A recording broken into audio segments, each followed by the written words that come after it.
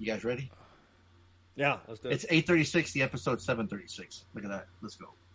736. Episode 736. Okay. Fire up the old. I don't care if I look stupid or not. Drink vodka in moderation, kid.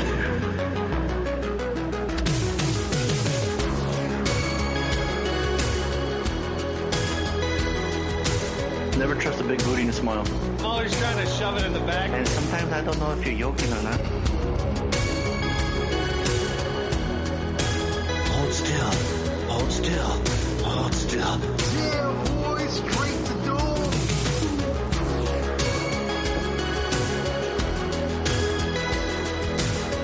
I don't know why you sound like Bane. Let's suck on that. Look it up, just let it be awkward. Aloha, Kerry Hiroiki Tagawa. You're listening to Bad Boys Podcast. You're so fun. Still gives me chills. Still pretty awesome. It was one of the better ones for Right? sure. Absolutely. Yep. Yeah. He does scary. the "Your soul is mine." That's fucking cool. Right? Yeah. Where's he taking it? Don't know. But we're still here. We got infinite life. We got a cheat code on, fellas. Right. There it is. Hey. That's that one up. That's that. You got to keep pressing it though. Remember that one level? There it is. There it is.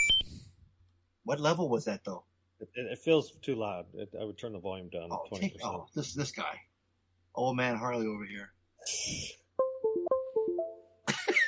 That was Who's me. calling us now? No. I think the Shang Tsung pissed off at Harley. What was that? Oh no, not. It's too early. That's too early. It's too early for that one. No. We haven't even done the intro, fellas. This is the Bad Boys Podcast. We're about to randomly rant on all things movies, episode 736.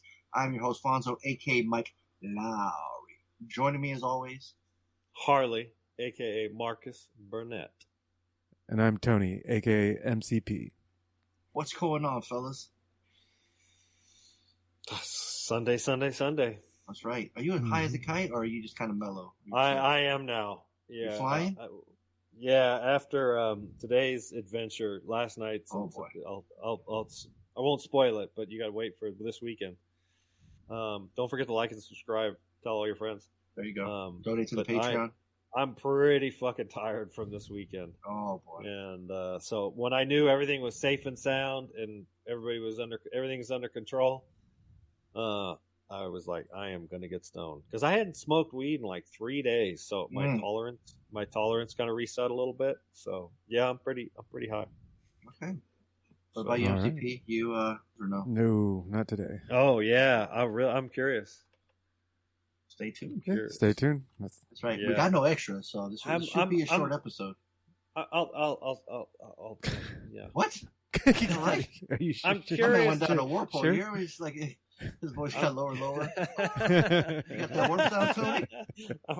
He's like, what? I'm curious if you took enough. Enough? How much? How do you know how much is enough? Is enough? Tony would know what I mean. Yeah. Oh, yeah, Tony. Was enough? Was enough? Depends on what you want. What your goal went down a is. warp hole too. If you don't take enough, can't talk. If you don't take enough, then it really has minimal effect. What if you take too much? You're scared to take too much? I've never taken too much where I totally disassociated myself or something like that. Like, yeah, I mean you can. Oh. The dog's out. Yeah, my kids came home, so we're probably going to get interrupted quite a bit. In fact, to the point where I might even need to take a 5-minute break. Oh. In fact, I probably will. Yeah, right. You can not take enough, and then you just it's a wasted couple hours because you're like, am I going to get high? Am I going to? I'd probably edit this out, Tony. Maybe. I don't know. Fuck it. What are the dangers of taking too many? Well, Tony wouldn't be on Harley, the podcast when you did right heroin on this weekend, how did you feel? Thankfully, none of that. Okay. So no, I always love hearing stories of people's trips. So look at you. Well, maybe he went on a nice fancy trip. You're going yeah, but you have to wait. I'm gonna fall off here, and then So you got a warp sound, something he can When you 5 get off? 5 to 7 minutes. I'll be back. All right, I'll see you guys. Just in a few minutes. I just need to catch up with the kids. They have Was Tony Spring, Acme Spring. I did not factor in the warp ability. What? Nope. It said warp. Warp? What? Nope. Oh, that works. Well, he's gone. Ooh. Hey, what? Whoa. What level was that? Yeah. What's that from? What game is that? Yeah. Oh, whoa. Wait a minute. That's. Oh, do you have the name of it in front of you? It says warp whistle. So, is that Mario Brothers 3? 3, I think, right? That's the only one with a warp whistle. Let's see. I remember the little flute, Yeah. right? Then here's one called Zelda Warp. Oh, let's see. Yeah, see, I'm not familiar with Zelda, so that doesn't ring a bell. So Harley's gonna come back and go, were you guys just playing Sounders the entire time? The I was gone? entire I'm gonna be like, time. Yep. you goddamn right. We were having fun too. Wait, so Whoa. look up Mario Brothers 3 Warp Whistle. Was it that sound you played? Let's see. It was very close to, what the hell is that? I don't know. I clicked was another taking thing that off. said warp. It was the I mean, look the most up. famous was Mario Brothers, though, right? yeah. The warp pipe. The Mario Yeah. pipe. Mario Exactly. pipe. There it is. Yeah. I would love that when we curse. And, we could use that. It'd be too many, though. People get annoyed. Thanks for listening to the Bad Boys Podcast, where we randomly rant about things sounders Dang it. from your favorite video games. Probably says had to excuse himself for a second to attend to his dogs. I think you were saying they're barking. I think his And, family came home, so That's it. Oh, that's what it was. Yeah. And me and Tony Tony's pushing buttons, and I Yeah. guess what we're figuring out. So, Super Mario Brothers 3 Warp Whistle. Did we determine that's what it was? whoa, I clicked something. Sorry, what I clicked? Warning.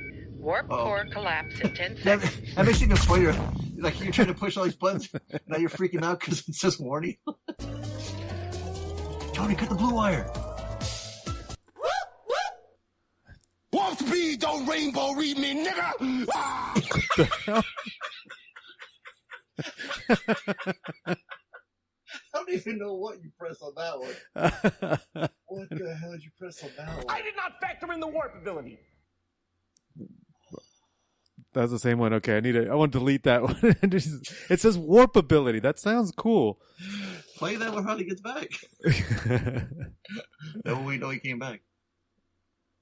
See, X-Wing. that's what's dangerous, Tony. You're just pushing buttons. You live dangerously. You don't even Angry Birds. you Space. don't proofread it. I can't. How do I proofread a sound? That's You can't just listen to it on another ear or another. I don't know how. Oh. That's Angry Birds, What other games have warps though, Tony? Do you remember? right? Kirby Warp Star. No. Did Mario Bros. In 64 have a different sound, or is it always the same? They kept the same, right? They don't change it. This is wait. SM64 Warp. Uh, I think it's when he goes in through the painting. You know, when you jump into the painting, That's right. It was like a water effect. like water effect. Yeah, Yeah. yeah. What about Donkey Kong Country? Did they warp? Oh, I don't remember. What about Warp Speed? Warp speed. Yeah, some of those said warp speed. Okay. What about?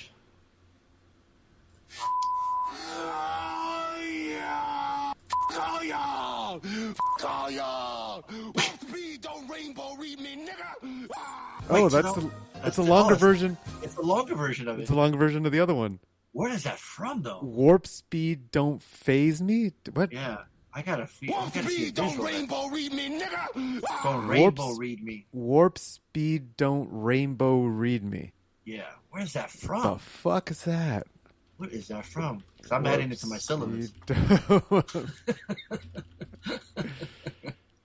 Is this Patreon exclusive or is this part of the show? Warp speed don't rainbow read me. Warp speed Yeah. don't rainbow. You gotta be careful, Tony, It's wherever coming it from sends something.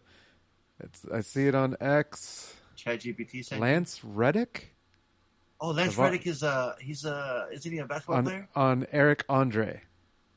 Oh. So from the Eric Andre show. Nice. Okay, that makes more sense. Eric That Andre would show's make sense. Crazy. Yeah. That's where it's from, huh?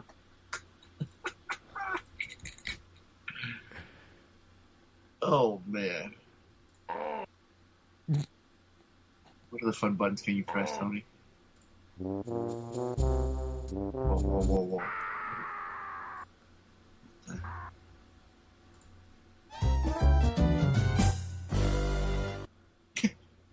I don't know that one. DK, you know that one? No. Is that a popular one? That's a DKC death music. Oh, I did it again? Okay.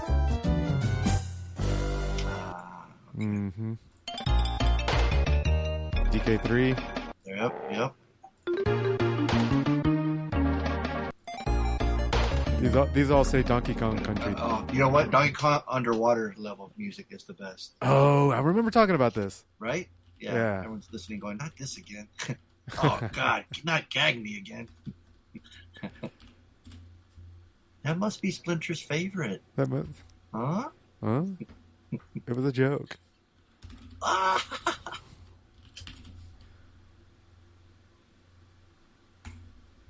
Can't find it now. No, I don't remember where I found it the first time because it's not on the instance page that I'm using right Damn now. it. It's gotta be on. You gotta look up YouTube then. Probably, yeah. Hey, congratulations to the OKC, the Thunder. They are the new NBA champions. Kind of bittersweet though, because get this, Tony.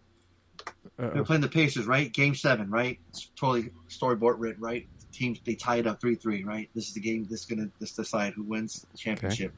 At first quarter, about I don't know, maybe 9-10 minutes in, the star basketball player Tyrese Halliburton from the Pacers goes down with a calf injury out for the game. Their star player, like imagine Kobe going out for the Lakers like that. Yeah. That's how big that impact was. They were hanging in there for the first couple of quarters, and then I didn't catch the rest, but I looked at the score, and I was like, they can't. It's not going to be enough. So imagine playing all season long, making it to the playoffs, making it to the finals, making it to Game 7, and he was already injured. He had a calf injury, and then gets hurt on the Game 7. Like that. Like I don't know if he's going to feel guilt or like I let my team down, or what. It's going to be like woulda, coulda, shoulda. What would have happened if what could you have done different though? Like I know. He went in there because he wanted to play. He didn't want to leave his boy. You know what I mean? Like he's like, nah, fuck that. There's no way I'm missing Game 7.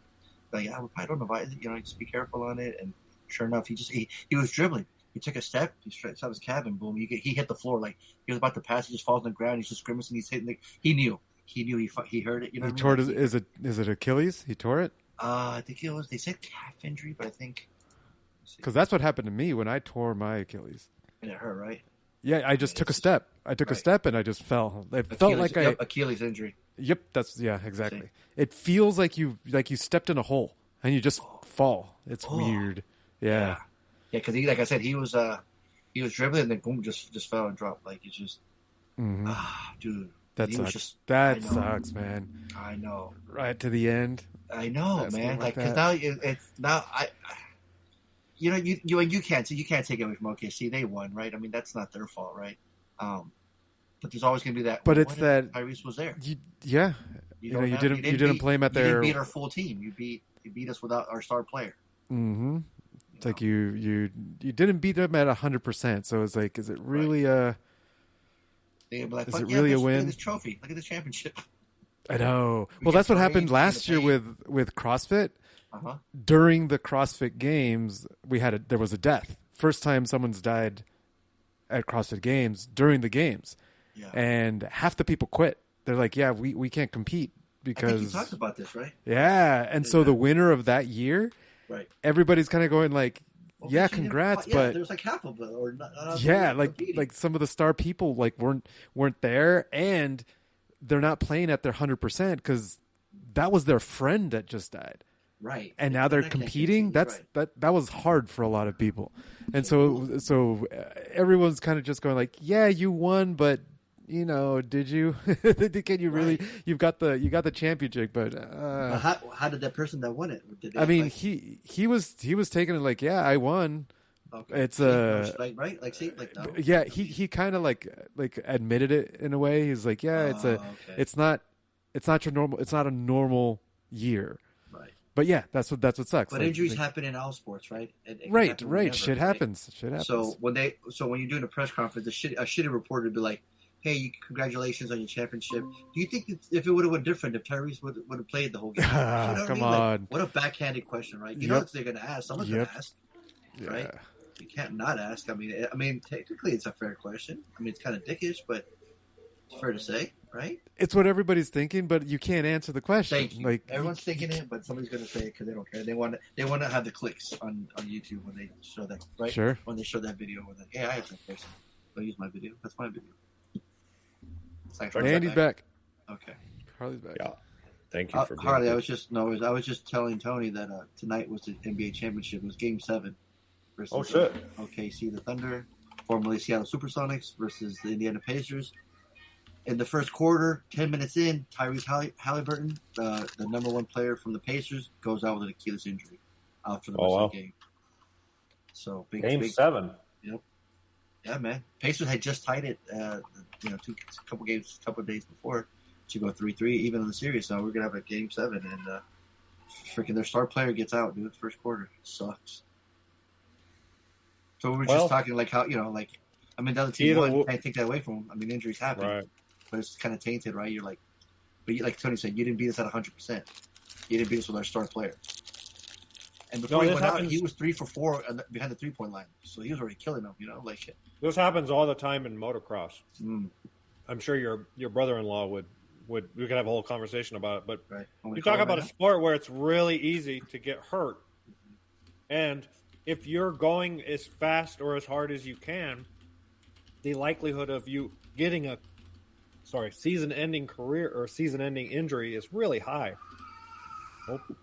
Speaking of that, agrees.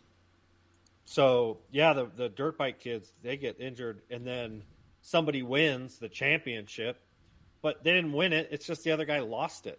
He was killing it. He was going to be the champion, and then some silly little injury prevents him from riding at all the next week or two, and the way the points are made up, he loses the entire championship because he's hurt, and the number 2 guy, or sometimes 2 guys get hurt. It's so common to get injured, especially towards the end of the season. The top 2 guys could get injured, and now the number 3 guy wins the championship, even though he was just sort of like a distant third. Happens all the time. I put an asterisk by their championship in my mind, and I know the years because I'm a fucking freak when it comes to it. So anyways, sorry, that was total unnecessary, but I get it. The struggle is real. Right. That's like if one of us got hurt, right? Would the podcast be the same? If it's right. Just right.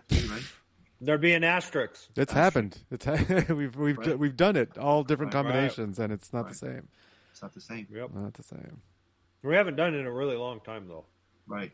It's because we've learned. Exactly. Right. It only works great when we do a threesome. Wait, what? That's right. Okay. Wait, what'd you say?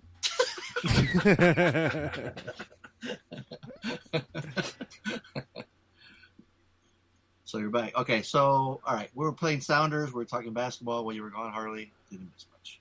No, appreciate the patience. Of course. All will be revealed at the end of the podcast. Oh, so stay tuned to the very end. Yeah. Absolutely. Now, what do we got here? We have no extras, but Harley he wants to talk about White Lotus apparently. Yeah. So have you guys seen trailers or anything like that? I've heard of the show, never seen it. Yeah. Same. So, so we started watching it. They just wrapped up or they just released the 3rd season. It's an HBO Walton show. Goggins in it? Oh no, that's another show. Sorry. No, it is. Righteous Gemstones. No, he's in White in Lotus this too? Yeah, he's in season 3. Was he naked in season 3 in one episode? Not like full. Oh, maybe he was like a back. Oh, I think there was like a backside of him. Yeah. There was? Yep, I do remember that. Yeah, I think it's early in the season. So we got back Goggins, but no front Waltons. We got nothing in front. I don't remember seeing his jump. I mean, it wasn't like it's not like porn where he rubs it and gets it hard and starts flopping it around in bright lights. I'm sorry, can you repeat that a little slower? Slow down, baby. Like slow down. Oh, we need that sounder, Tony from Jackie Chan from Rush Hour. He's got the camera, he's spying on the girl, and he's like, "Oh, slow down, baby." You know what I'm talking about? You never seen that clip? think it's Rush Hour 2? I don't remember it. What You you're don't remember talking that? about? Here, No, I think All right, this might I'm be gonna it. find it for Tony.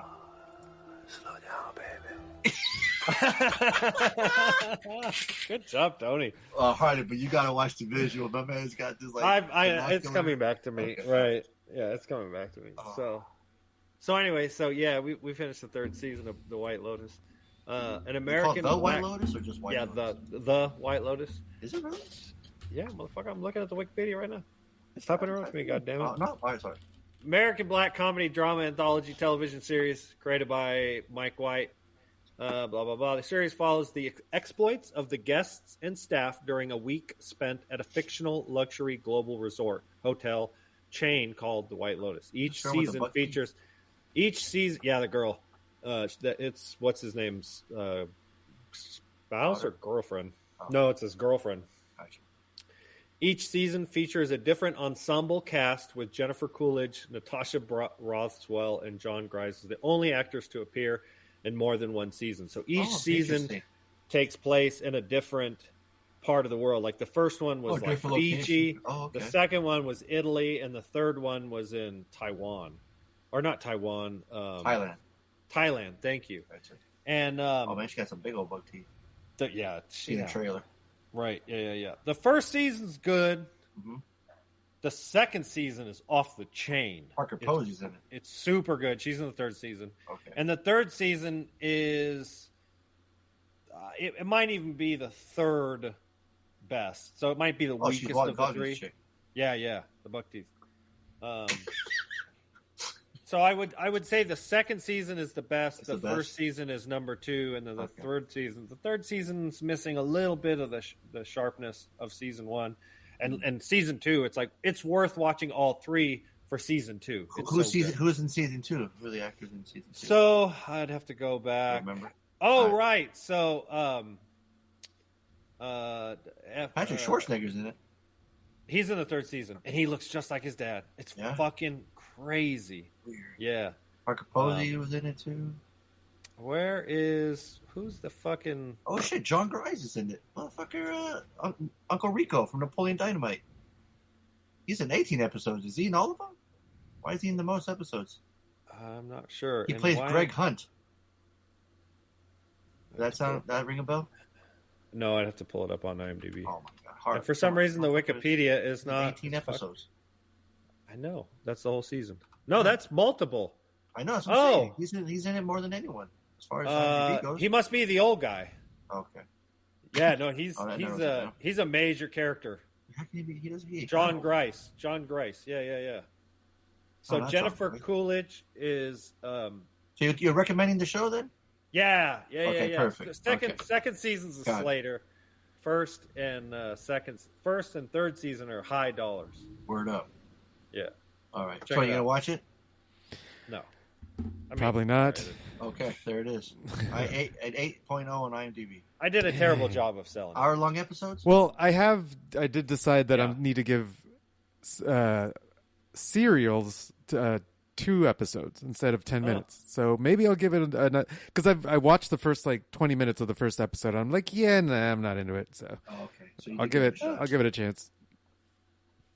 Everyone's talking about it, and it's an 8 point whatever. So 8.0 on IMDb. Yeah. Like I said, that's that should be enough. The second season is for me personally, that was my favorite. It's spicy.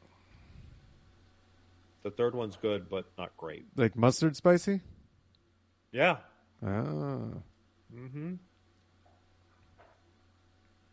And that real Grey Poupon shit. Anyways, that's the White Lotus. That was it? Nobody watch any movies? Nope. What is Fonso? I'm trying to think. I'm trying to look. There we go. I was looking at the trailer for White Lotus. I didn't see anything. I tried watching. I'm still watching Invincible season 2. Oh, that's right. You said that. Yeah, I finished it, but first one's badass. I don't. My TV's YouTube. I don't watch. Yeah, I just watched a bunch of YouTube clips. Yeah, I watched. If I get it, but if I get into a show, then I'll try to binge it. it's just getting into, right? The first, get started. When you watch 1, 2, like, oh, I'm hooked, and then I watched Yellow Jackets first season, but I never went back to the second one. I think we watched 4 or 5 episodes, and I was just like, I can't. You're over it was one of those shows where I didn't want to. If she wanted to watch it on her own, that's fine. She can watch whatever the fuck she wants. Right. She's gonna have to watch it by herself. Gotcha. And we've had the opposite, like Severance. Severance was one of those where, like, the last half of the first season, she would watch it, but she didn't really care, and she never wanted to start the second season. So I started it on my own, and then I got like halfway through it, and I was like, "This show's boring. Like, I can't recommend Severance season 2." Yeah, we ended up watching just the episode recaps, and we just binged the episode recaps. I'm all about it because I actually just read the Wikipedia. That works. That's one way to do it. I want to see the visuals. So right, I like the recaps. You know what today is? It's June 22nd. Since we have that was one extra, but celebrate some birthdays. We haven't done that in a while. Oh shit! Good. Okay. Tony, are you ready? Motherfucker, did you hear that shit? He's ready. It's my birthday.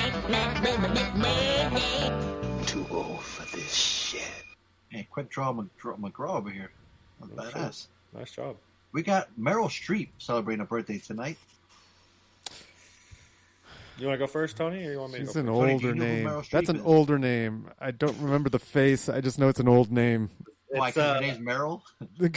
Right?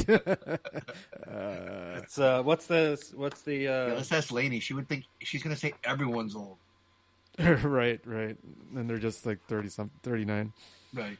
What's the Ridley Scott with the two women? Death Becomes Her. No. The action one with Brad Pitt and Thelma and Louise. Yeah. She's not in that. Yeah, she is. Who does she play in that? Don't tell me Thelma or Louise. I think she plays one. Yeah, I think she plays. What's her name again? No, that's Gina Davis and Susan Sarandon. Fool. Oh fuck! I always get Susan Sarandon mixed up. I shouldn't have said that. Then you would have thought she was somebody else. Meryl Streep. Y'all know Meryl Streep? You guys don't know Meryl Streep. 67. 67. All right, we're going 67. Harley. I'm gonna go over, Sure. but not that far over. But she's in her 70s. I'm gonna go 70. I'm gonna shoot for the fences. 72. All right. She's older than that. She is 76. Yeah, I thought she was older than that. Okay. Tony, do you still don't know who she is? Nope. No, look Go it ahead, up. look a picture up now. Go ahead, let's see. You've never seen Death Becomes Her with her and Bruce Willis? Goldie Hawn? Oh, I have. Yep. Then Now, maybe... That's it. I remember. Yeah. Was she in the live action 101 Dalmatians? Did she play Cruella? Cruella. Yeah, I think you're right. Yeah. All right. Yeah, she played the Cruella. Okay. All right, moving on to number 2, horror icon, horror legend, Mr. Bruce Campbell. Oh. Do you know who that is? Favorite. Tony, do you know who that is? Is that the game? Does Tony know who that is? Yes, that's another game. That's we're playing birthdays and Tony. Do you know who that is? Yes. He's been in such movies as Evil Dead, Evil Dead. Yes, I know from Evil Dead. Okay. Army of Darkness, Bubba Hotep. I guess I'll go first to make it fair. There you go. 66. All right. Harley says 66. 62. 62. He is 67. Yes. Nice. Yeah, you were almost right on there. Yeah. Well, then that's. Did you get both of them? No. No, Tony got the first one. Damn, Chris Christopherson's birthday today. Rest in peace, man. We lost him last year. Hey. You will bowl. You guys know that director? Lindsay Wagner. You guys know her? Oh, here we go. Let's try to find somebody else here. Donald Faison. Oh.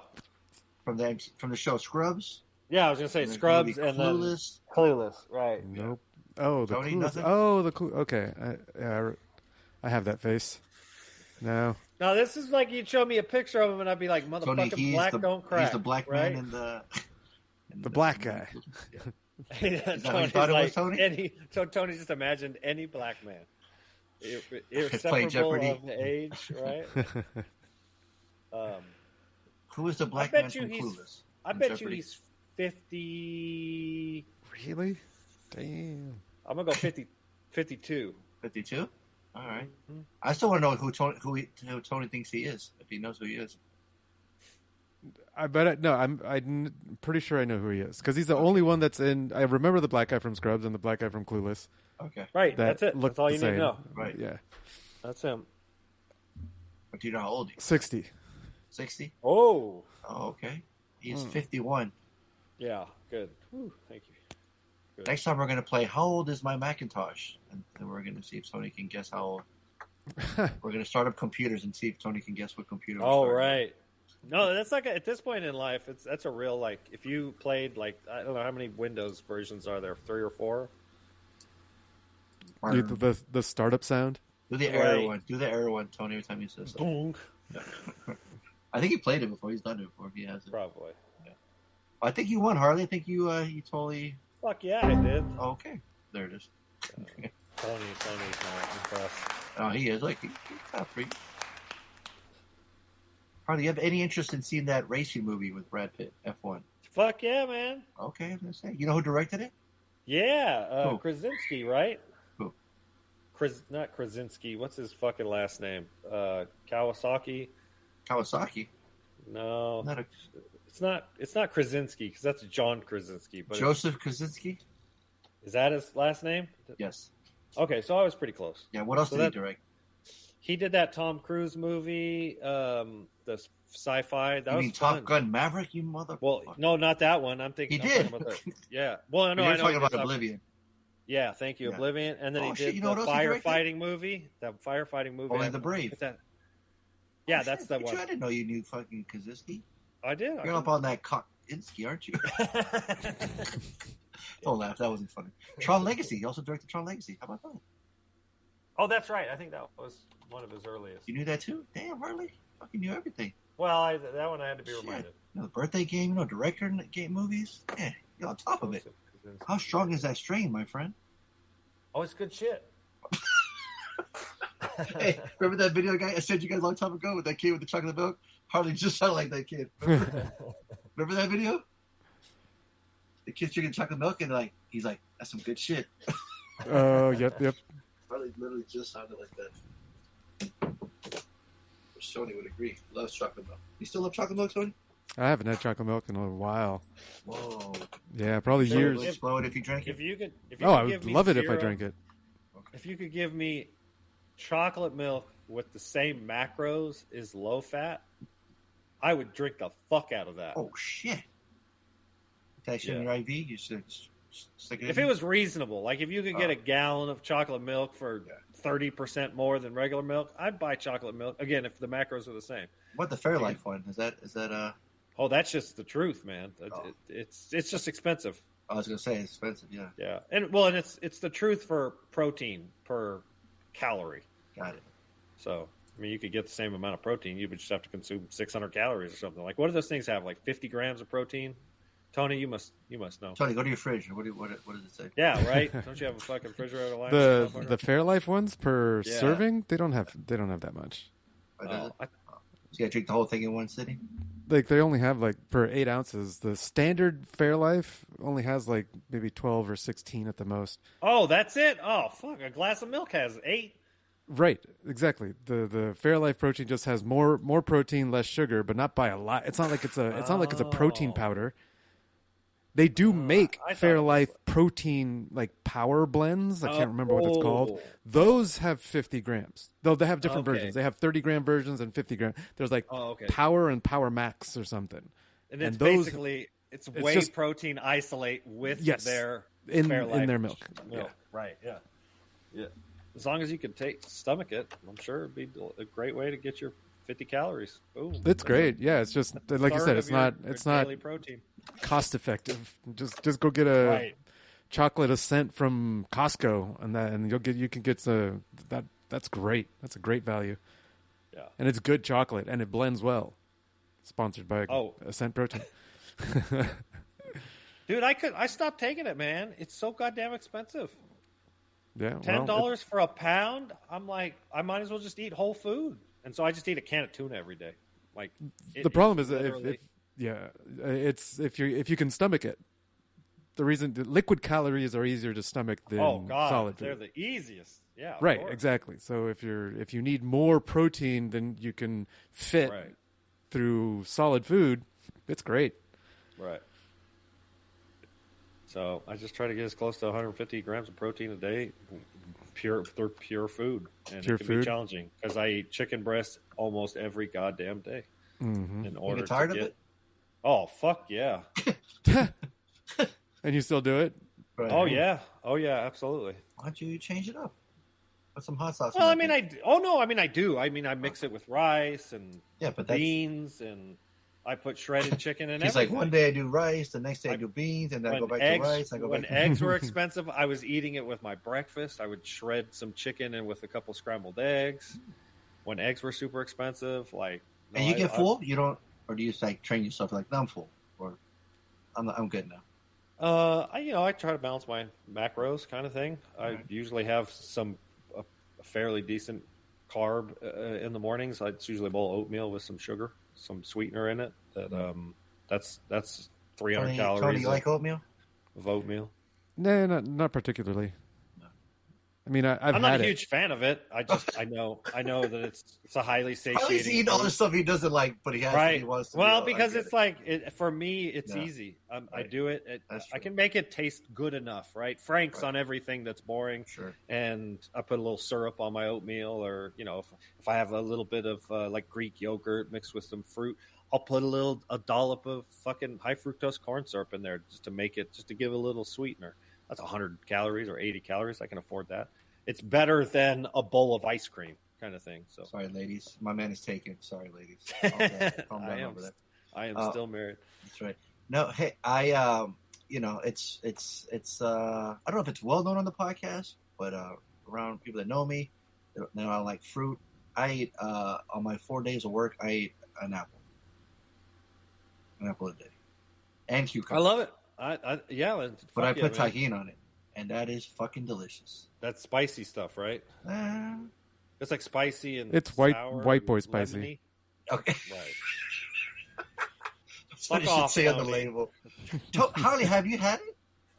Yeah, they have it over at the Rice's. No, I like it. It's almost, isn't it got like a lime flavor to it? Got a lime salt. Yeah. No, I like that. I was putting it on my eggs. Oh, so you do like it then? I mean, I'm not like fucking. It's not swimming in it. Right.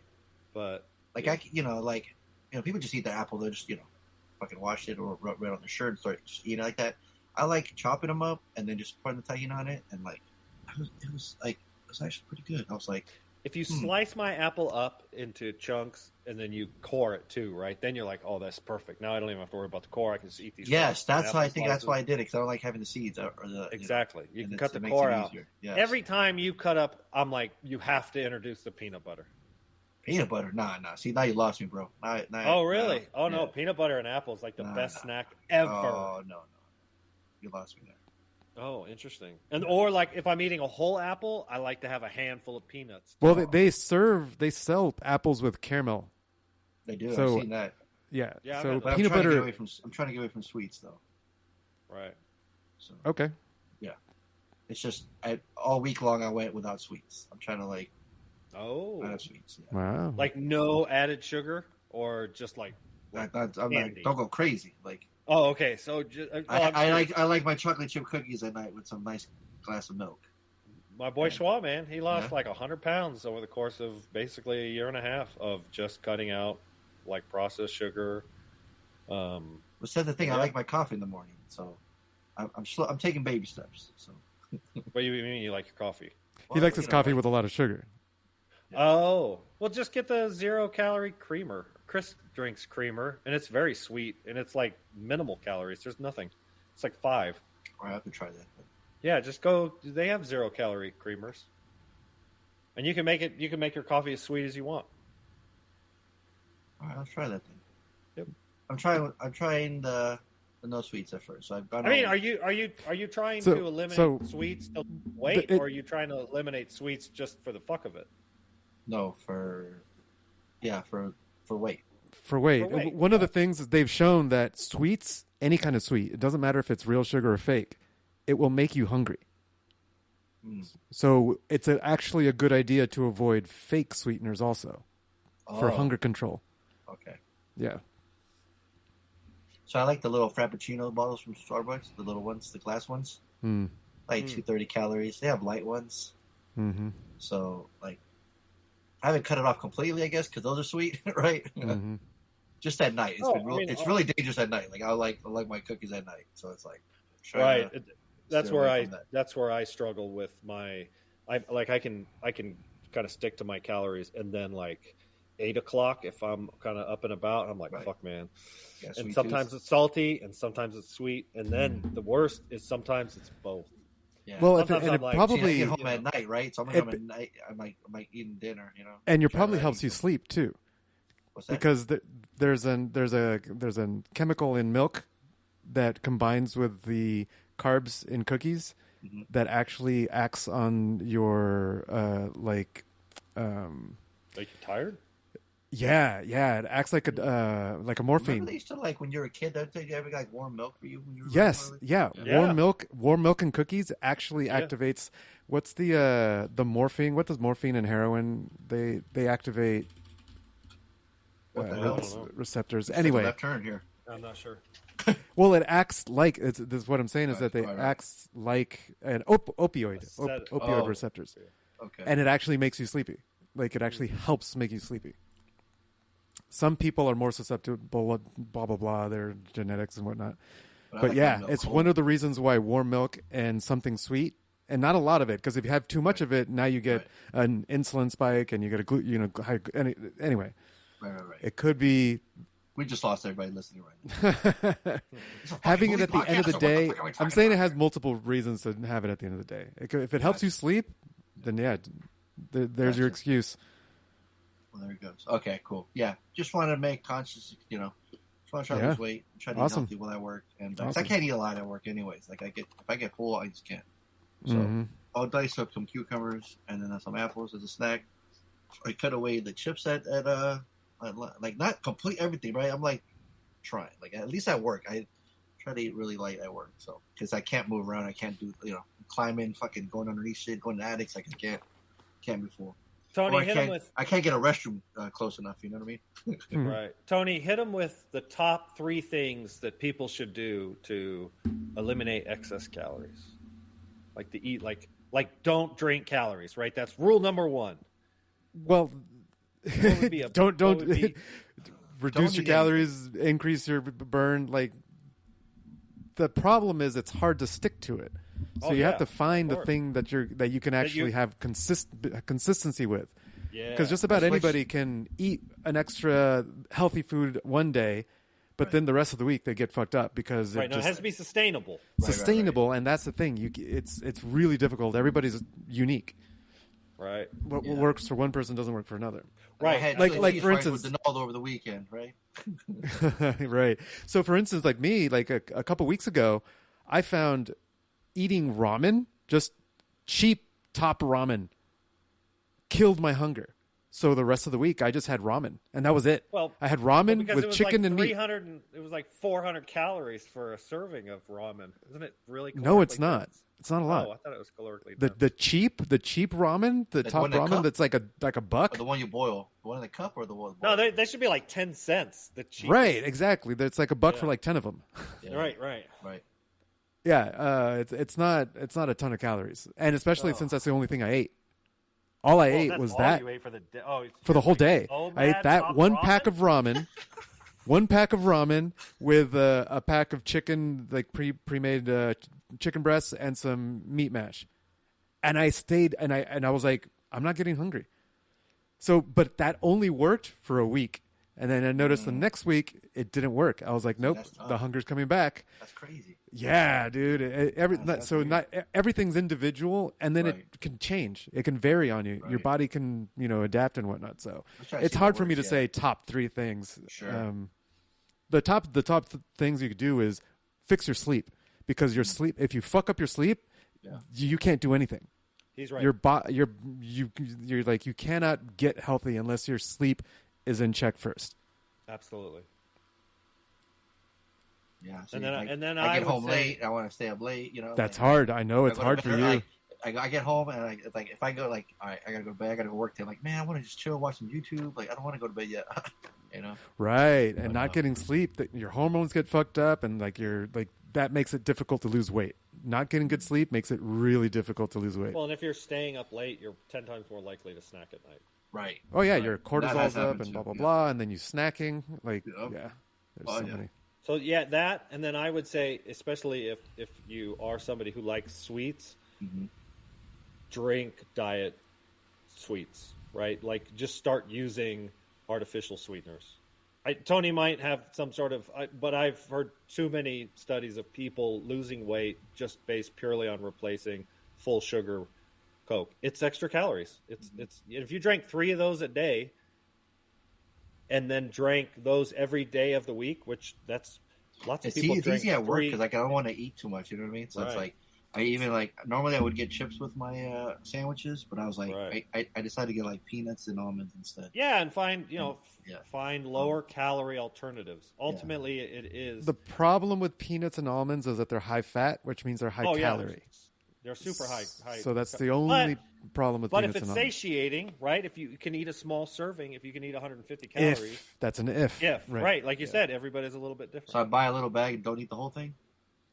Right. Well, certainly setting yourself up for smaller portions. So if you're going to like make yourself a lunch, put less in the bag, right? You're going to eat them if they're there. Right. That's where you have to pay attention to calories and whatnot. Because man, this hard, and I thought I'm going to go get some cookies, guys. Yeah, exactly. Right. It's easy. What was the movie we're reviewing tonight? I know I added more movies to my syllabus, and I'm starting to have like too many. There's no such thing. Too many. Come on now. No such thing. We'll be doing this for years. We need it. Right? Yeah, we're at 7:36, man. We got to go all the way to what are we at? 1,000. That was a big milestone. Talking about the homework? Yeah, we have 2. No, we have 1 homework. Are you guys ready? Yeah. Been ready. Okay. Oh shit. Been ready since first call. Is this your homework? Is this your homework? Is this your homework? Is this yours, Larry? Is this your homework? Is this your homework? We know that this is your homework. We know that this is your homework. All right. I chose I had it on my syllabus. I chose 1990's Wild at Heart. Written by Barry Gifford and David Lynch, directed by David Lynch. Young lovers Sailor and Lula run from the variety of weirdos that Lula's mom has hired to kill Sailor. And we said this was a wacky episode. This was a wacky movie. This was a wacky-ass movie. If you don't know if you guys are familiar with David Lynch movies, I don't know what his first movie Eraserhead? It's probably one of his earliest. Right? Yeah. This movie made me look at Laura Dern differently than I had ever seen her in Jurassic Park. No kidding. This was only a couple years before it. Was it really? Yeah, 1990. And Jurassic Park was like 94, I think. Right, yeah. And so she was like 3 years younger. Yeah. She was full nude, yeah. I was like, whoa.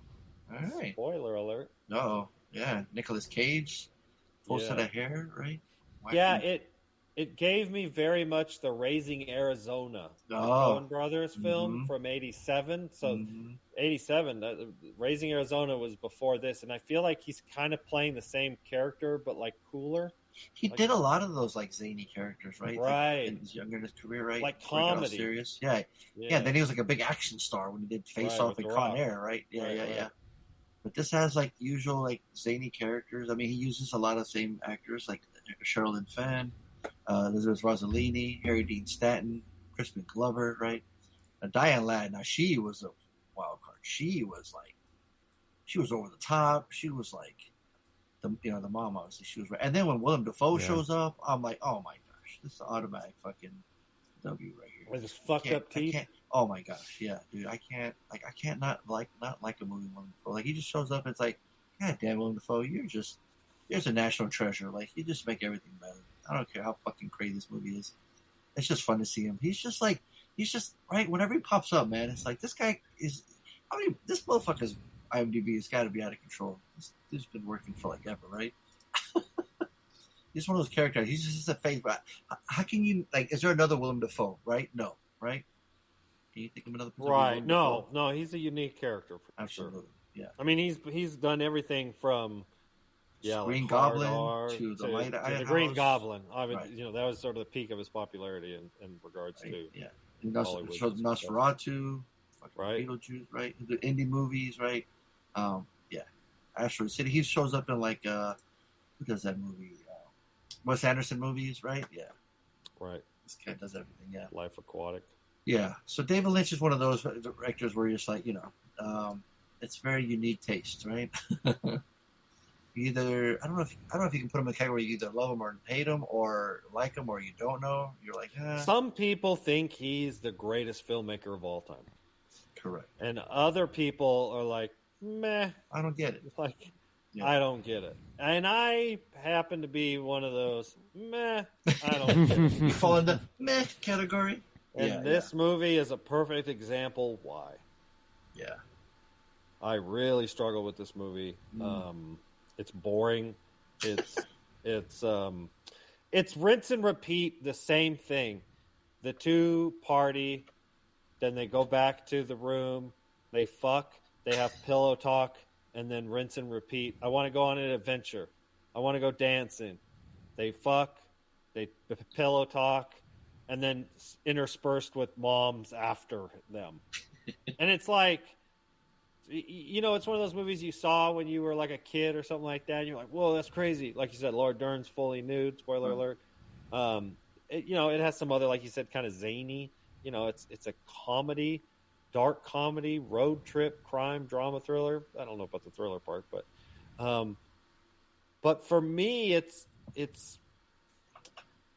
doesn't. The characters come off as being like bad acting, to be honest with you.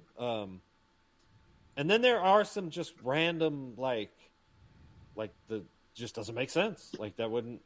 So it almost breaks the third wall in a sense. It's almost like winking at the audience. Like it becomes a parody of it. Which is crazy too. That in 1990 it won the Best Picture at the Cannes Film Festival. Oh, weird! I think they were like just what else did it compete with? I guarantee you I could find some better movies from 1990. Yeah, I really struggled with this one. Some of his other movies from like the mid 90s, they're not bad. Yeah. But they're not great. Like you think this would have stalled his career, right? But it's got a 7.2 on IMDb. He's one of those cult directors, right? Right. Oh yeah, for sure. Yeah, who has a strong fan base from Twin Peaks, the show. Yeah, of course. Like you said, Harley, like, this is like, oh, this guy touches anything. It's cool. Lost Highway from 97, I remember watching. And then Mulholland Drive from 2001. And I think that was one of his later films. But yeah, like the Eraserhead, you tried to get me to watch that. I couldn't watch it. It was Dune, of course, is a sort of epic movie flop. But ironically, time's been a little bit kinder to it. Right. And then Blue Velvet. What's crazy though, like you look at that filmography too, like what? Razorhead, Dune, and that's all before Wild at Heart. And I was just like, meh. I mean, I like the use of Wicked Game, the Chris Isaak tune. Like, it works. I always love that song. I just. But I was just fascinated by the wackiness, man. Just like randomly, like he'll like they were having their dancing scene and just totally moshing, which I thought was amazing. But then, they're big, heavy, hard. And Nick Cage in his sweet snakeskin jacket. But then he just embraced in the song, like he almost turned into a musical. We start singing like Elvis or some shit. Like, what the fuck? What's going on? And there's just a lot of what the fuck moments where I just couldn't like.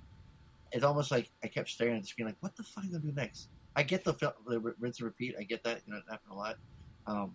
It was almost like a book into a book chapter. Like we got to this part again, and then we're flipping it. Now we're in another chapter, but it always ends in the same way. But if they are traveling, they are going to somewhere, right? And we get these zany ass characters. Like it's just that the mom is just out there. She's a character of herself. I mean, it's just the movie's called Wild at Heart. The movie is wild. Like it is wild. Yeah. But for me, not in a good way. I get you. I hear you. I know it's not for everyone. I get you. Tony, what split the difference? No, it's yeah. This is meh at best. Oh, cool. Oh, I feel better now. Yeah, I don't know. This was definitely too artsy. Zany, yes. It was. It felt a little all over the place. I tried. I tried to enjoy it. Because I kind of like when they would dance with the music and like they just like pulled over. She's like, all right, I can't find anything good on the radio. She stopped the car and she's like, put something good on. and then it started Nick Cage dancing. just starts fucking doing kung fu, man. He's just kicking in the air. And kung fu in there. I'm like, okay, that's kind of fun. But that doesn't a good movie make, you know? Like, that was just one. The way Tony talks is how the movie was made. That's the thing, too. Like, right? Like, the people that, when they were making it, right, they're probably going, dude, what the fuck movie are we making? Like, what is going on? Like, that scene when he's walking to that group, right, at the end, right, and he calls them all the F word, and then he gets beat up. Then he has that dream sequence, right? From, like, sure. Wizard of Oz. Again, nothing is like, you don't even scratch your head at this point anymore. You're like, yeah, this movie, of course they would have this dream sequence, right? It's just bad. But my favorite line when he's just standing, he goes, is like, hey, first off, fellas, I just want to apologize for calling you homosexuals. And he's like, apologize. And he just screams out Lula's name and runs away. Like, you can't have too many scratch your head moments. I really started programming the last third of this movie. I don't blame you, man. I knew, like, 20, 30 minutes in, I'm like, oh, these guys are going to fucking hate this is going to be tough. I was like, oh, boy. Mm-hmm. To me, I'm just like having the, and like, I go, see, this is the kind of shit I like. It just fucking makes no sense. Just randomness. But I'm engaged. I'm fucking engaged. How are you engaged? What is engaging about it? Next, like, and then something else crazy happens. Then we get introduced to this other zany character. Right. But you don't understand why you said you don't understand why something's happening. So you're interested in it because you want to see what comes next. The next thing comes on. How does that explain what just happened? I want to know if it's ever going to make sense. Well, did it? Did any make sense? No. That's the thing. You follow this chain of 1,000 events that don't make sense, and it still doesn't make sense at the end. That, to me, collapses the entire thing, and the whole thing sucks. But I didn't hate it. That's the thing. I'm just saying the logic that I'm trying to follow didn't work. Yeah. There's something else going on. There's something engaging for you in your brain that I don't have. It's like a dream sequence. Right when you try to explain a dream after you had it. Yeah, I can see that. But I'd rather just dream myself. Like, I don't need to watch someone else's dream sequence. That's what it feels like. You watch someone else's dream. Yeah, like in David Lynch's head, it all made sense, right? Mm-hmm. But when we watch, you're like, bro, what are you saying? But like the scene that they were at a bar and some guy started talking after smoking some helium. Like, what the fuck? Like, how did this add to the movie? How did this add to the plot or the story? It didn't question it. He just smoked and smiled at him, and the guy just walked away. That was it. Like, just walked away. Why? What the fuck is this? What this does is that just mean? Who was that guy? It's bullshit filler. The whole movie is bullshit filler. And he just kept dropping Wizard of Oz references, Yellow Brick Road, The Wicked Witch. She's got witchy shoes. I'm like, who fucking gives a shit? It didn't make any sense. It didn't matter. Like, yes, it was like a movie about a dream that doesn't matter. The problem with me is if you want me to watch a comedy, cool. I like comedies. I get stoned. And I'm going to watch a comedy stoned. Was this a comedy? It says dark comedy. That's the first tag. Yeah, absolutely. I think it was intended to be a comedy. Okay. But I'm stoned, and I ain't laughing. It's not funny. It didn't start as a comedy. It started as like a thriller. Like he smashes a guy's head into the fucking wall. What the fuck? It's got the real gore at the very beginning. It starts off with like, hey, I heard you wanted to fuck somebody. It's like, Jesus Christ, that's not even 5 seconds. I know. It's like, I know. Yeah, that's right. Even more to the point. Yeah, total waste of time. You sold him on the beginning. You reminded him of the beginning. Because you're right. It hit you with like. Dude, the mom has lipstick. She's putting on lipstick on her wrist. Next thing you know, her whole face is full of lipstick. You're like, I know. Yeah, I was like, no, that bitch has like a pack of 10 that she went through. It wasn't just one. Oh no, yeah, she had the Costco fucking Costco pack. Yeah, she fucking took a dive in it. Yeah. Yeah, I know. It felt like the movie was more about Lula than about Sailor. I think so. it felt like it was telling more about her experience than Sailor's experience, because they weren't revealing a lot about him. But they did flash back to her, right? And how she they were she was flashing back to abused and her stuff. experience a lot more than his. Right. And then the whole movie was all of everything that happened was based on the one thing that tied everything together, was that he witnessed the burn, and it's like, but he didn't, and so they just thought that he was witnessed fucking it, crazy. and I'm like, Yeah. well, this is stupid. It's all based on it's not like he even had anything to do with it. It was just like, oh yeah, they think that he saw it, but he didn't. He just happened to be there. I'm like, okay, well, now what? Right. Just forget about it. And then she disappears at the end, like her picture in the frame just vanishes. Yeah, like was she really? Was like, the what? mom ever real? Right. Right. I was like, Raised so many questions. whatever. It got frustrating at the end, the way it ended. Oh, for sure. I'm like, okay, fine. He sang to her. At least they tied that. Right. Like That was they her tied love that song together and when sang she. to her. Right. She's like, "Oh, when are you ever gonna sing me Love Me Tender?" And Nina did. It's like, okay, fine. Yeah. That still doesn't make it. It wasn't the payoff wasn't enough. It did not. It did not. Yeah. Yes.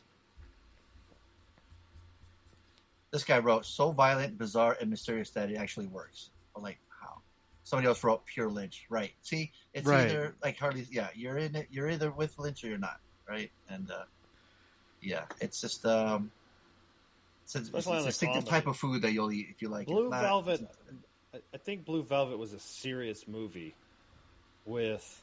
Yeah, but he's got a real a weird dark sense of maybe it's just more mainstream comedy, right? But even then, like to say David Lynch's mainstream is not accurate. No, his mainstream is not. Yeah. It's not this in that sense. I mean, I see what you're saying, and I would tend to agree. This would have been an attempt at a more mainstream comedy, dark, noir comedy. But I don't know. Like I would, if I want to watch David Lynch noir comedy, I watch Blue Velvet or Purple Velvet or Green Velvet or whatever the fuck Velvet is called. Yeah, it's a waste of time. Okay, that would be a waste of time.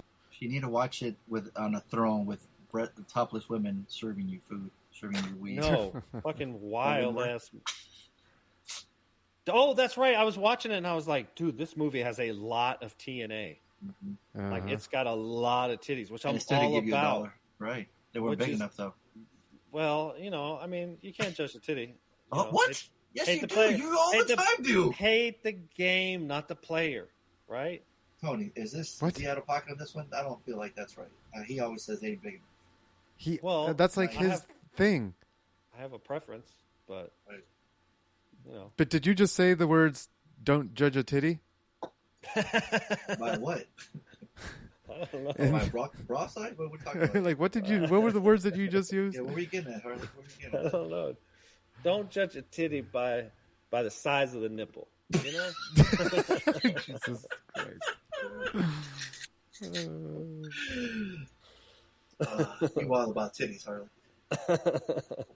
Oh man! See, but to me, it makes me want to watch it again just to see, because I don't. It's just what? So crazy. You want to watch this again and again to see if it ever makes sense to me? Yeah, no, it's that wacky. Of course not. That sounds like torture. I know. Right. I like it. I don't know. And you like torture. All right. So you're a masochist, and if you like that, we enjoy different things. It's a waste of time for me. I'm gonna give it $1. That would be a waste of time. There are worse movies to watch on Earth. This ain't one. Yeah. I'm giving it $1. Yeah, but you're not going to convince us to watch a movie because it's painful. I'm not trying to convince you guys to watch it. You guys already watched it. Buy that for $1. You gave it a shot. So that's what the podcast is about. We give a movie a shot. Indeed. Now, I think the calls would probably agree with everyone. I think. It's a good question. How will they do? I mean, if they know David Lynch, they know you guys' sensibilities. You would think Robert's not going to know. No, I don't think Robert's been around long enough to have. Are we not going to talk about Robert being in timeout? We should. If he talks about it, if he brings it up, he left 3 messages. Oh, he did. So Oh boy! You know what? You're right. He boy. might. He's gonna bring it up. He might bring it up. You're right. You know what? Yeah, we'll have to get to that in a second. But I have confidence in everyone all our listeners. Yeah, that I think they should be spot on. I'm hoping that everyone gets it correct. I'm thinking no pain trains here. What about you? Somebody will guess Tony or my. Yeah, everyone will guess. Tony mine. wants a pain train every week. He's just. Would that make you a masochist, Tony? No, that's a sadist. That's right. Right. Well, I knew it ended with an IST. It's an ist of some sort. We got to find Harley's IST then. What would that be, Harley? What is? Oh yeah, easy. Racist. Next Racist. That was too easy, Tony. Come on. Too easy. LeBron James. Come on, it's too easy. All right, let's do it. We're playing the game. Who the fuck are you? I'm Mr. Bennett. I'm Reggie. Who the fuck is Reggie? Who the fuck is Reggie? To play, either call 442-444-0742 or go to badboyspodcast.com or send an email to badboyspodcast@gmail.com. You ever make love to a man? No. You want to? No, sir. Hey. Hey. Here we go. I had to start a new page, so I got to go back to the old page. Yeah, so Angie's in lead with 46.5. Art is in second place. That's right, with 39. Although he was doing better, and then he lost a bunch of points.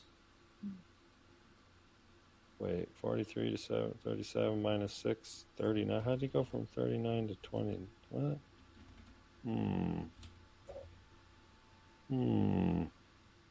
I have 39. Sorry. Reed, 33, and Robert has 5. It's all in the plan, though. So somehow Robert's going to manage to take the lead in the next week or two, I guess. But as of right now, Angie's killing it. So everybody best come correct. All right, here we go. First call. Okay. Hey, hello over there.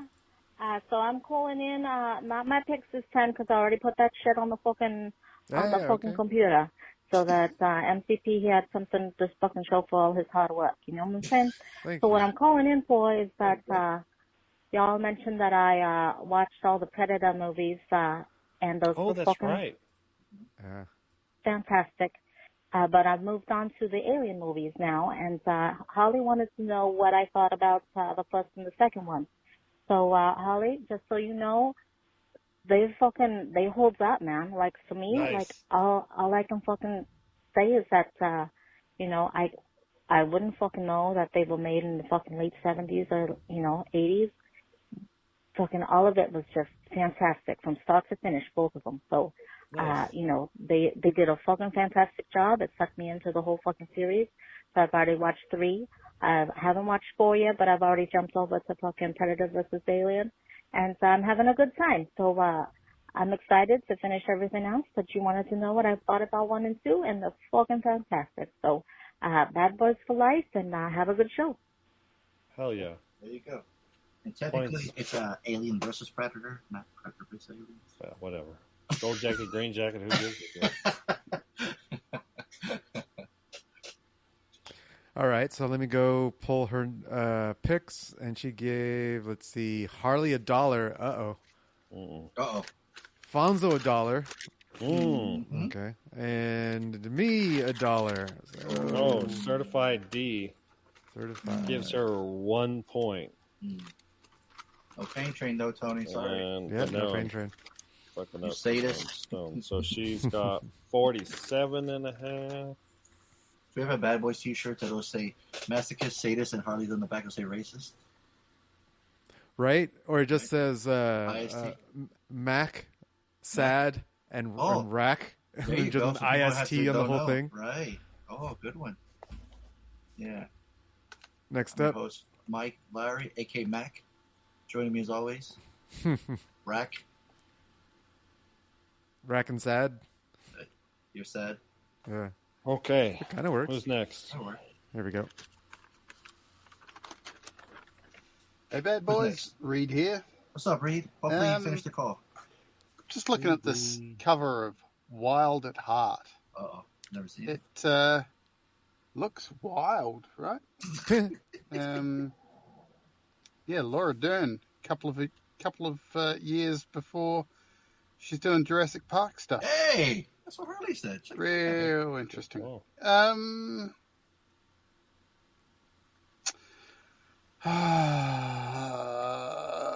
It's a tough one. I feel you, I Reed. didn't even know this movie existed.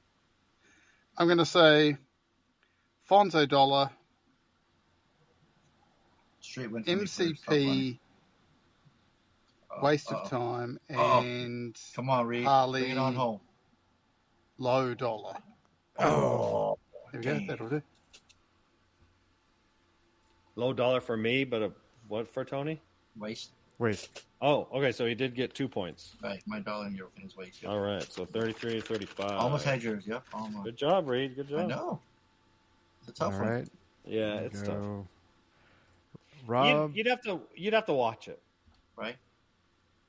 Because I think the trailer makes it look like a serious movie, right? It's like, but again, it's just David Lynch. That's all you need to know. Like, right? Either on board or you're not, like you said before.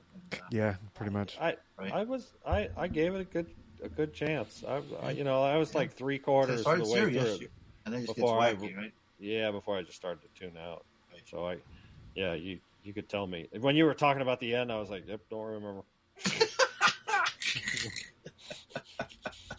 I mean, it was on. I'm sorry, fellas, for calling homosexual back then. But, it was on, but I wasn't watching it.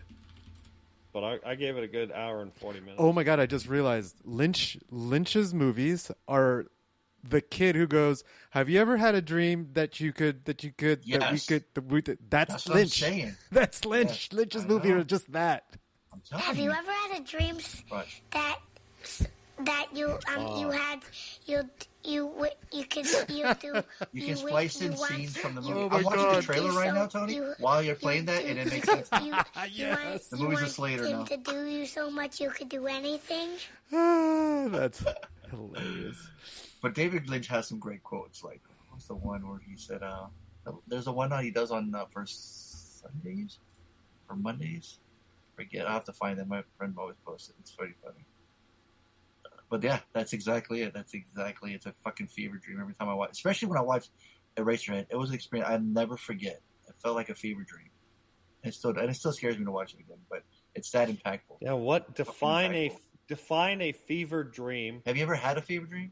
I don't know. I don't know. You ever been sick? Like when you were a kid and then had a dream and you woke up sweating or whatever? It's just like, dude, that was like, it felt real at the moment. Like, it's just, yeah, it's just, nothing like it. You know how when you're on mushrooms?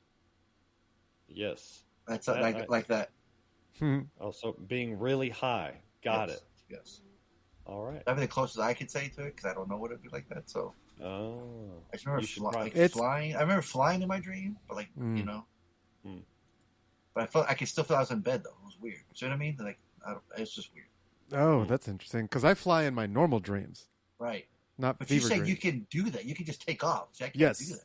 I could just do that in I know. my You dreams. said it to me. It tripped me out. I was like, what the fuck? You can fucking just take off? Yeah. I have powers in a lot of my dreams. That's what like I'm saying. I can, I wouldn't wake up. Huh? I wouldn't wake up. Right. Just like leave me here, fucking thanks. Ready Player One. You're just No, you know what's weird about fever dreams is I remember having fever dreams, and the other day it came up with my parents, and they're like, "No, you never had a fever as a kid." I'm like, "What? Don't fucking gaslight me. I remember this shit." They're like, "No, you never had fevers." I'm like, No. I know I had fevers as a kid. Yeah. What do you mean you never had a fever? Your parents are tripping. I know, that's what I'm saying. How dare they? That's weird, dude. Why would they do that? I don't know. I was just like, I just let it go. I was like, nope, I don't want to have this conversation. Tony, nope, call your parents right now. We'll get to the bottom of this right now. Wake them up. Wake them up. What? Never had a fever dream? What? No. I was just gonna say, Harley, you've never had a fever dream? I mean, you've had fever as a kid, right? Yeah, of course. I've had fevers. But when you're a kid too, right? When you're having a fever, your parents want you to go to sleep, right? Take some medicine, go to sleep. Yeah.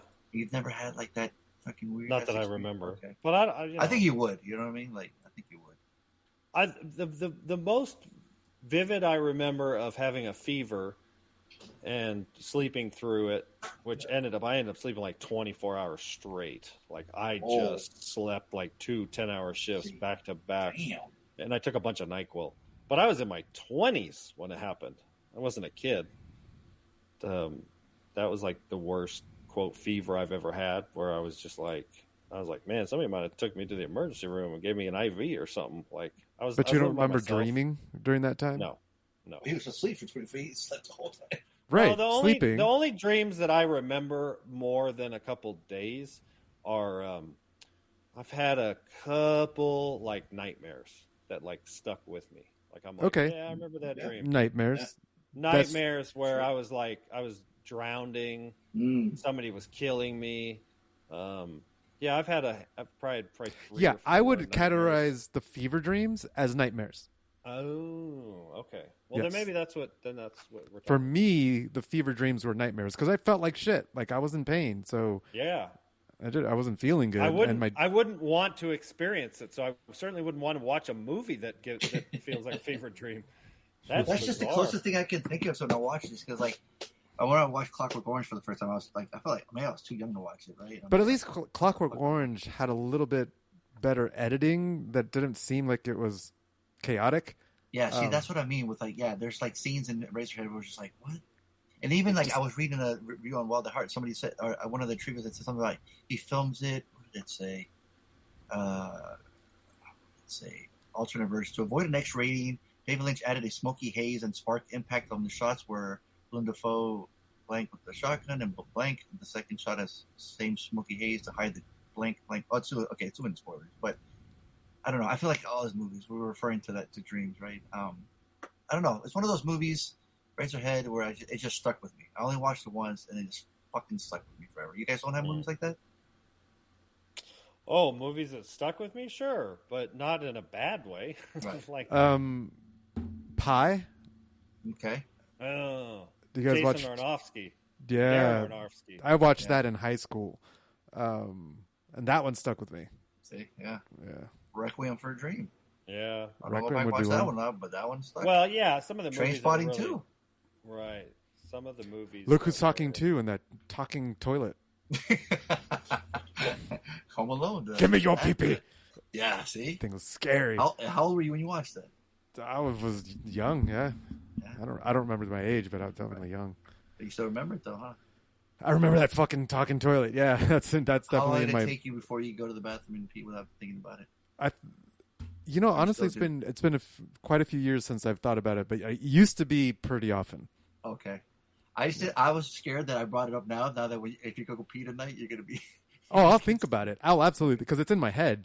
It's not like it's going to stop me from peeing. I'm going to end up in the tub. The lady's like, "Why the fuck are you peeing in the tub?" I'm like, I just don't. Stop. Just don't ask. Leave me alone. Yeah. Like, there's still more. All right, leave me alone. There's still more calls. All right, let's go. Yeah. We got more calls. Next caller. No more traumas. Next caller. All right. For homework for Fonso, Wild at Heart.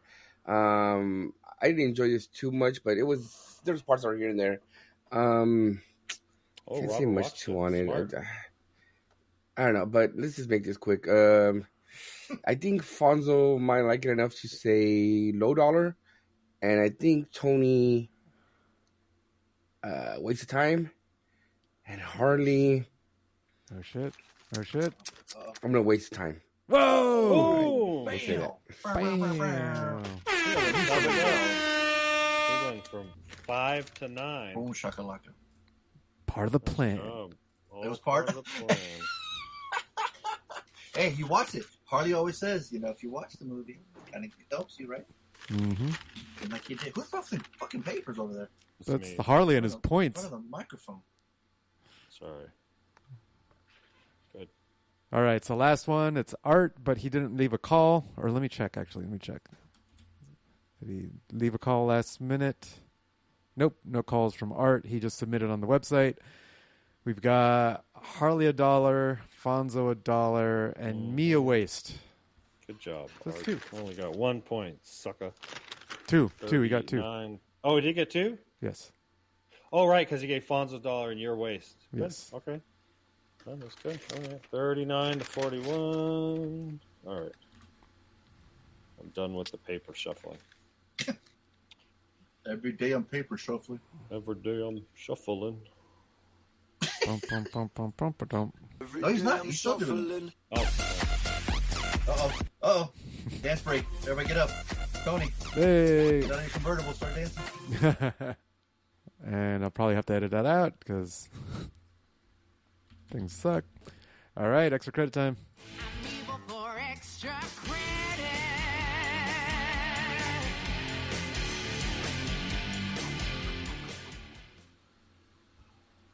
That was Harley. Yeah, sorry. I picked The Accountant. The second movie's out, and I remember watching the first one and liking it, and so I wanted to rewatch it. So I put it on the old syllabus. The old syllabus, and the old syllabi. You can count on that. You can count on the syllabus working. Yeah, man, I got extra credit and homework in there, so I'm pumped. I'm good. I'm covered. Yeah, so we rewatched it, and I remember the basic premise was, Ben Affleck, whatever you want to call him, Ben Affleck. He was an autistic, like a math savant. Autistic. Well, they use the word autism. IMDb on math. No, you're right, but spoiler alert, they acknowledged that he's autistic. But he's a hitman, sort of. He's like an accountant / hitman.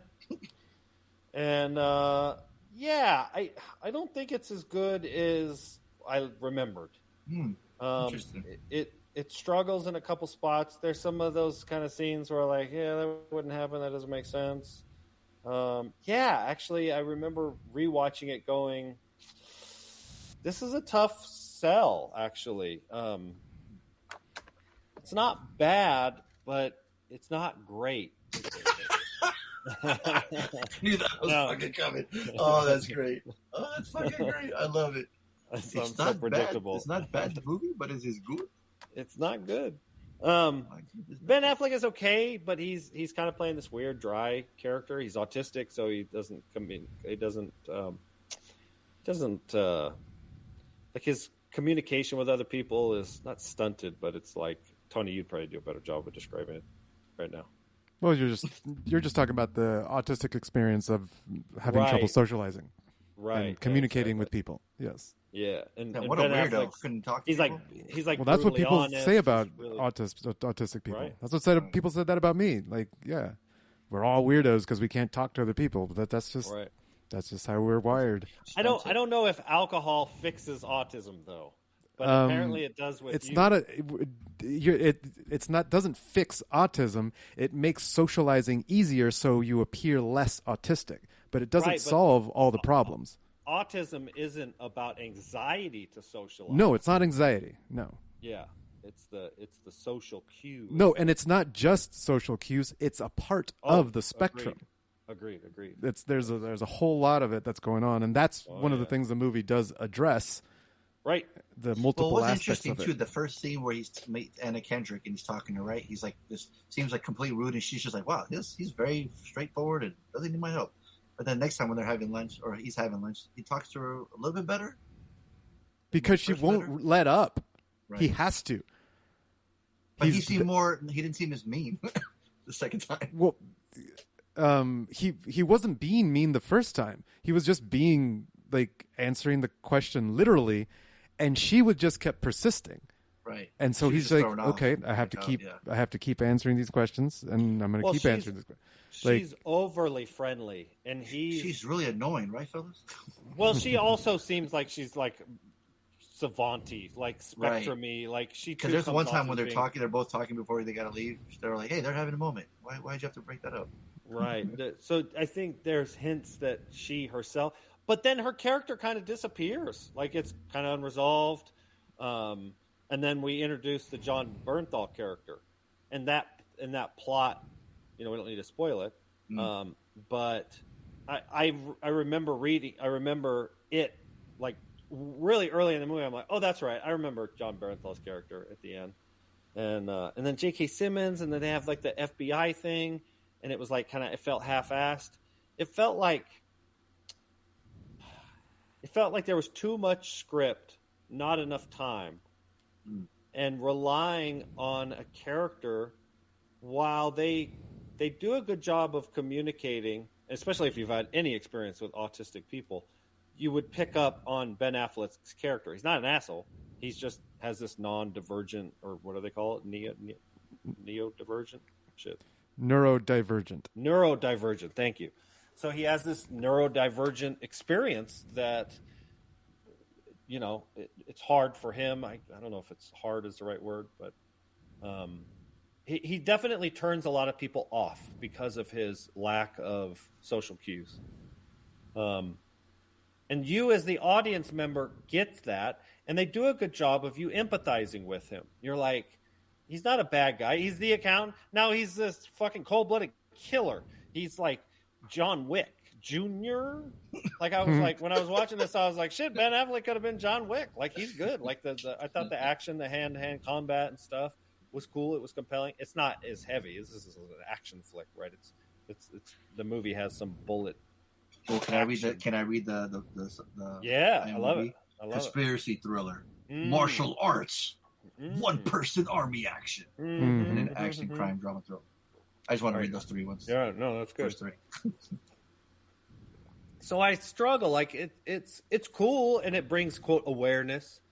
So I'm all about that, and it does a decent job of incorporating it into this bigger, like spy drama kind of thing. That we've seen a lot of the tropes. The not Mission Impossible, Bourne Identity is almost kind of similar in sense. Like if Jason Bourne was autistic, that's what we had here, right? But I don't know, man. I struggled. Like it was a high dollar when the first time I watched it, and now it's like a low dollar. So which parts did you find didn't hold up this time around? Where you're like, you're not sure about it. The drama, the spy, the international spy thriller, right? Like this John Lithgow's the CEO. He's probably the villain.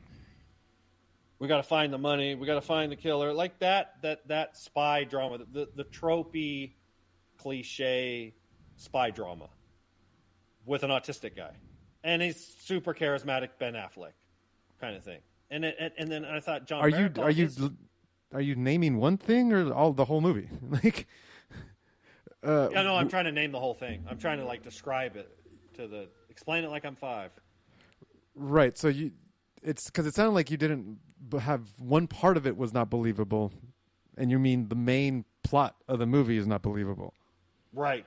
No, I think there's not one scene that bumped me. I think it's the multi-billion-dollar thing that wants to cover up the one that's going to go public, and they're trying to fudge the books so that they can look more profitable, so that their IPO is higher, and they make a ton of money. That part, well, that same company would be hiring hitmen to go after the accountant. That part. Right. Yeah, that seemed unbelievable. And then the accountant's protecting Anna Kendrick, and it's like, "Come with me if you want to live" scene. And then J.K. Simmons and Mary Beth Medina, and he got her to do the job. I mean, okay, so because this movie is very much kind of a superhero type movie. This is the origin story of the accountant as a superhero. That's kind of what the movie is. And you kind of have to buy into the idea of superheroism to accept the movie. And you have to, if you're going to do that, you're going to buy into the idea that can happen, that vigilantes can be a thing, that a Batman can be a thing. Oh, you know what I mean? Like you kind of have to accept that's possible. And so you're saying you don't accept that anymore in this movie. Suspension of disbelief. The suspension of disbelief. You don't have it anymore with this movie. No, yeah. Interesting. I went the opposite. No, I dug it as this superhero origin story of this vigilante called the Accountant. I was like, yeah, that I could see that happening. That's kind of cool. It kind of takes the whole. There's this trope of autism is a superpower, and it kind of tweaks it into a movie. He's able to be, learn martial arts and all of that stuff because his military father forced him to, and he was forced to use his special interest / hyper focus ability of autism and apply it to martial arts and apply it to gunplay and apply it to military, right? He became, a sniper and all of that.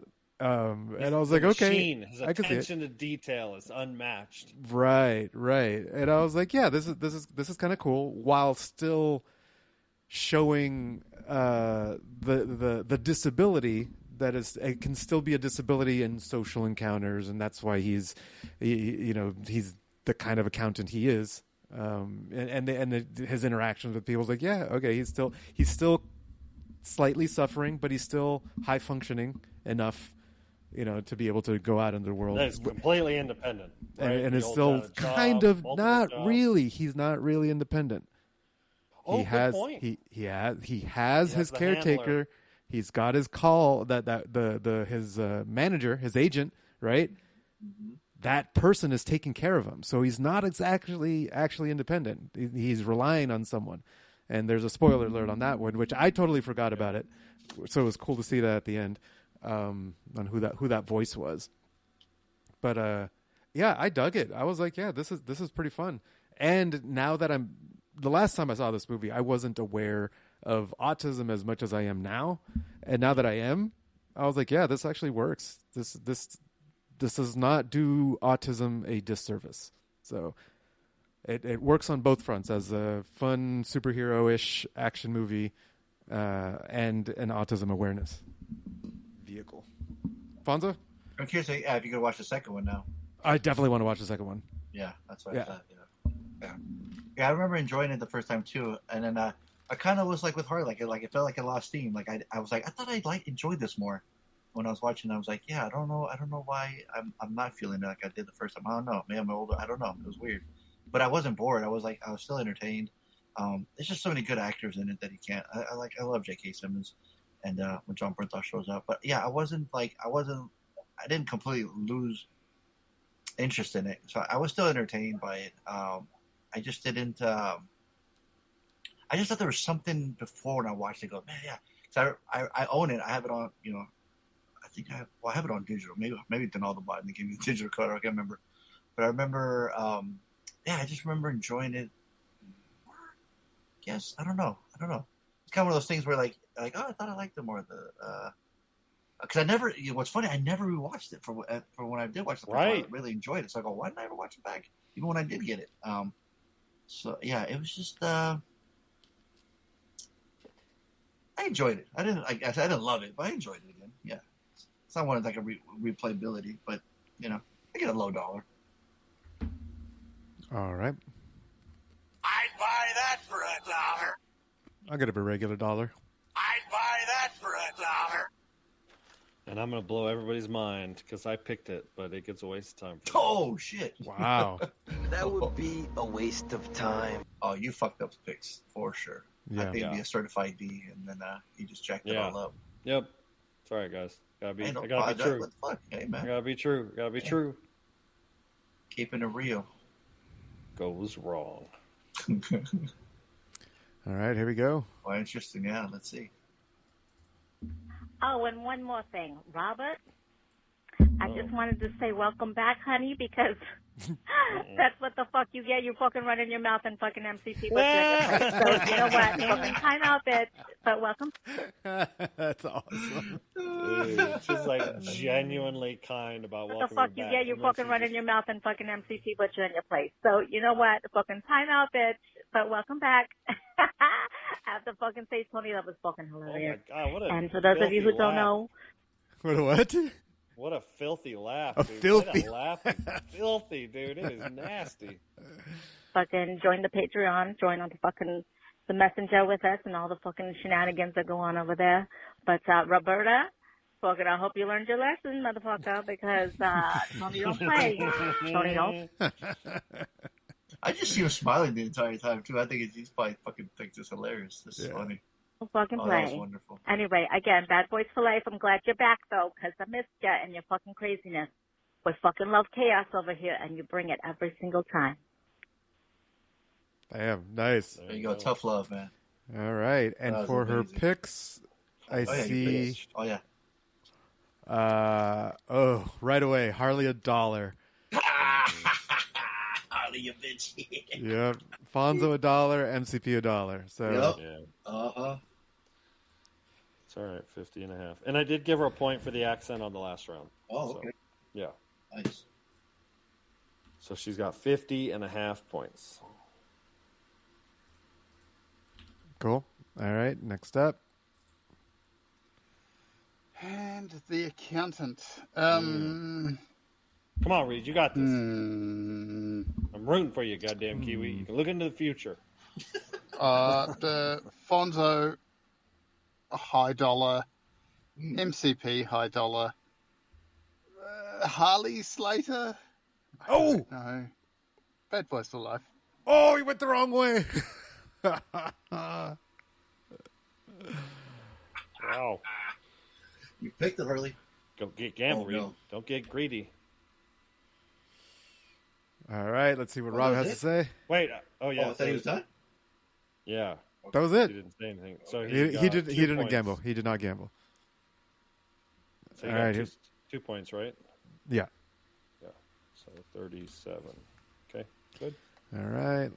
Next caller. All right, the accountant, extra credit, Harley. To me, this is just to me, it's a no-brainer. This is a fucking Slater of a movie. Oh, shit.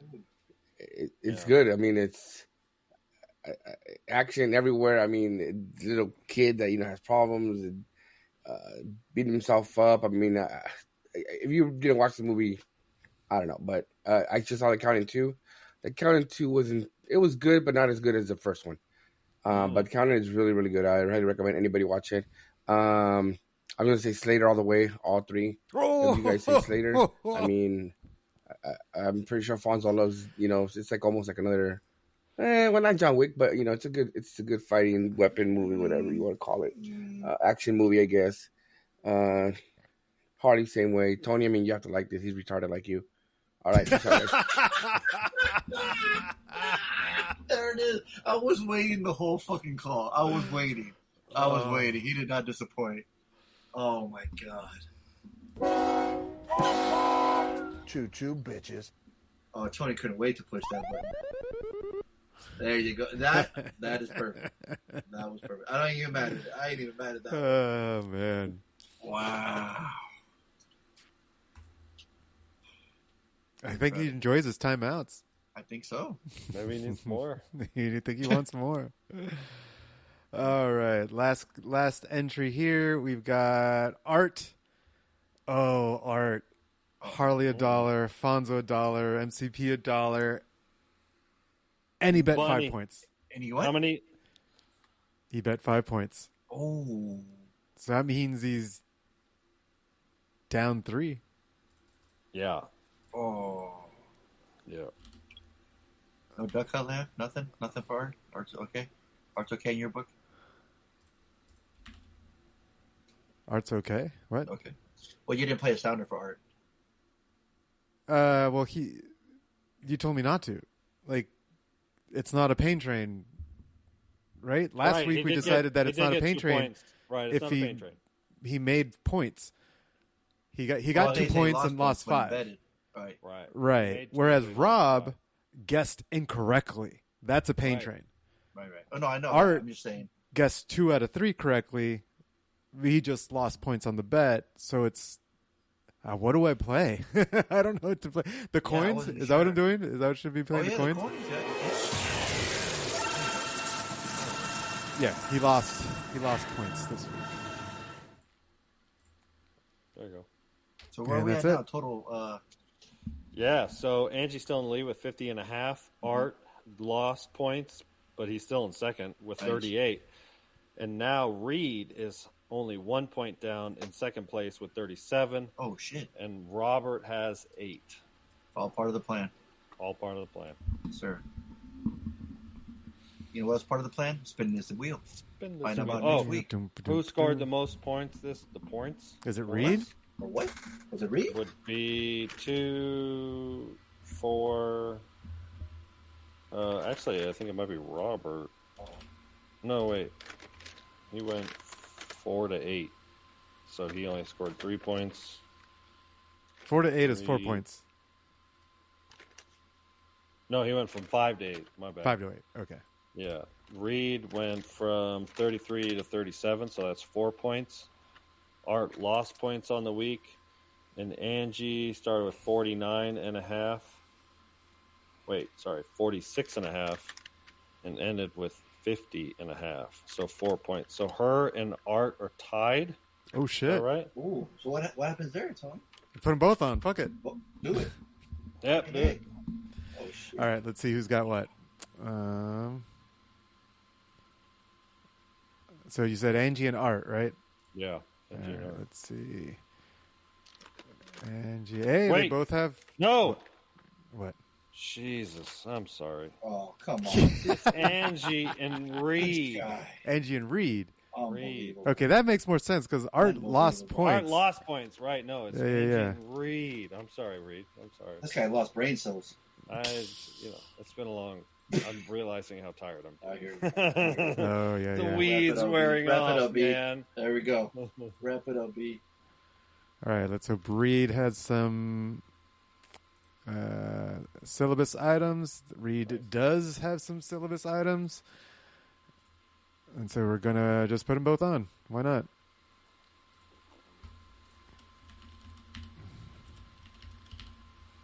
There we go. Let's see. 1, 2, 3, 4, 5, 6, 7, 8. That looks right. Here we go. Spin the wheel. Doom, doom, doom, doom. Spinning and spinning, spinning and spinning, spinning and spinning. Oh, is it my extra credit or Fonzo homework? Me extra credit or Fonzo homework? Oh! All right, me extra credit. I do have syllabus items, so I'll pull that up on a separate screen. But now let's spin again. Come on now. I'll shuffle it around to add the extra, whatever it's called, randomness. Oh, Fonzo extra credit. 2 extra. Oh, man, that was close. That was really close. Man. 2 extra credits this week. 2 extra credits. How about that? Checking the syllabus, y'all. What about you, Tony? Yeah, I'm looking.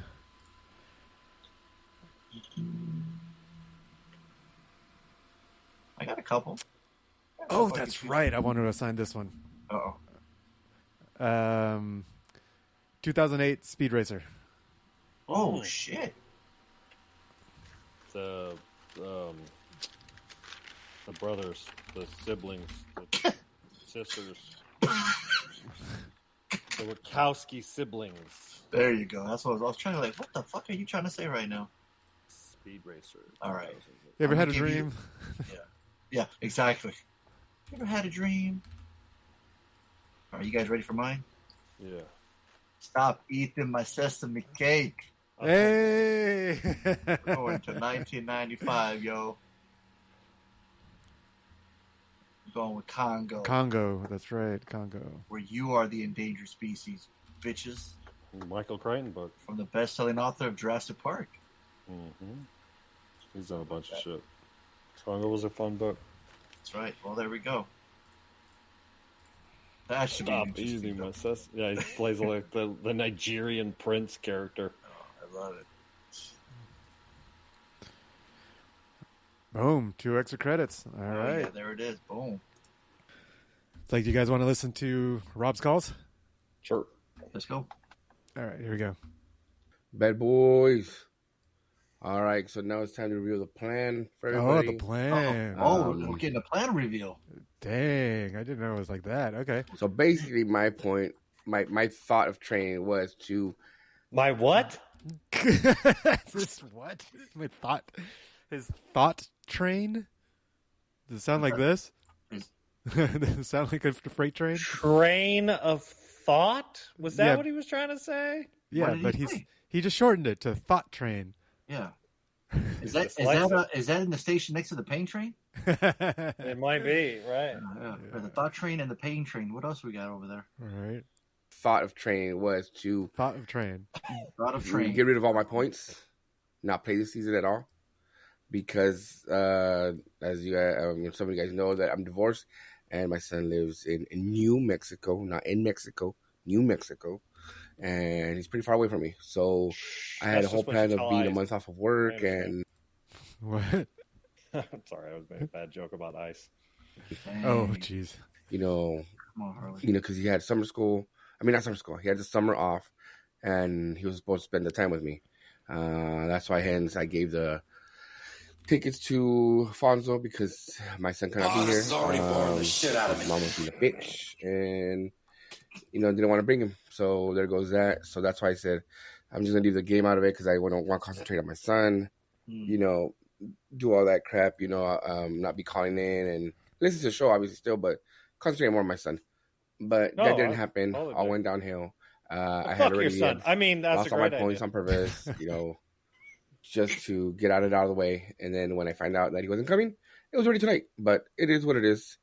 And right now I'm just joking around with playing with you guys here and there, getting kicked out for no fucking reason. But yeah, that was my plan, guys. Not to play the season. But it is what it is. Sure. Congrats to the new winner this season, whoever it is. All right, that was the plan. Okay. On the real, though, that sucks. Yeah. Yeah, that sucks. I'm Yeah. sorry. I mean, we're just talking about Mazzy, right? Like, yeah, that's it's true. I get it. It sucks. I mean, I wouldn't know. I gave away the turtles, so. Oh, did you get rid of the turtles? Yeah. Sorry, spoiler alert to my weekend. Yeah, that was part of my weekend. We gave them away. Hey, they're way better now. If you see the pictures of their enclosure, it's so much better than what we had. So you just say that's guilt. Yeah, take guilt last night. Turtle guilt, fool. Come on. Next caller. He's got more calls. He's got more calls. Man, right, so wait, what if this is his like a Trace Busta? What if this is planned for his actual plan? Like, you know what I mean? He says this is his plan, but it really. Oh, he's saying like pity. This is my plan. This is the sob story, really right? And people like go easy on him or start to think about him, and then he comes in. Right. Yeah, no, I wouldn't give him that much credit. Oh wow, okay. God damn. All right, next call. Next call. All right, bad boys. Last and final call. It's not your last and final call, you liar. I have 3. I could see it. I know I get on the chat and I'm always, talking and making all this fuss, and starting shit sometimes and making uncomfortable with people sometimes, getting kicked out and ha. It's so funny too. You guys kick me out. Oh, it's so quiet. I know I do that shit. And I just want to say, I apologize. I want to apologize to fucking no one. Kiss my fucking ass and eat my asshole. I apologize to no one. Fuck you, you robot bitch. Fuck you, you robot bitch. Is that the name of the episode? Right? Robot bitch. Wow, just when I thought he was being sincere? Being sincere, yeah. Well, he started with the kid, his son's story, so I was like, okay. Yeah, now I don't believe any of it. I don't believe anything. It's all bullshit. It's all bullshit. It's all bullshit. I hear you. Bullshit artist. All right. It might be the Greasy Strangler now with all this. I would not be surprised. Man. Wow. Okay. So you ain't apologizing to nobody. Mm-mm. So look out. All right. Last call. It looks like it's going to be a quick one because it's only 70 kilobytes.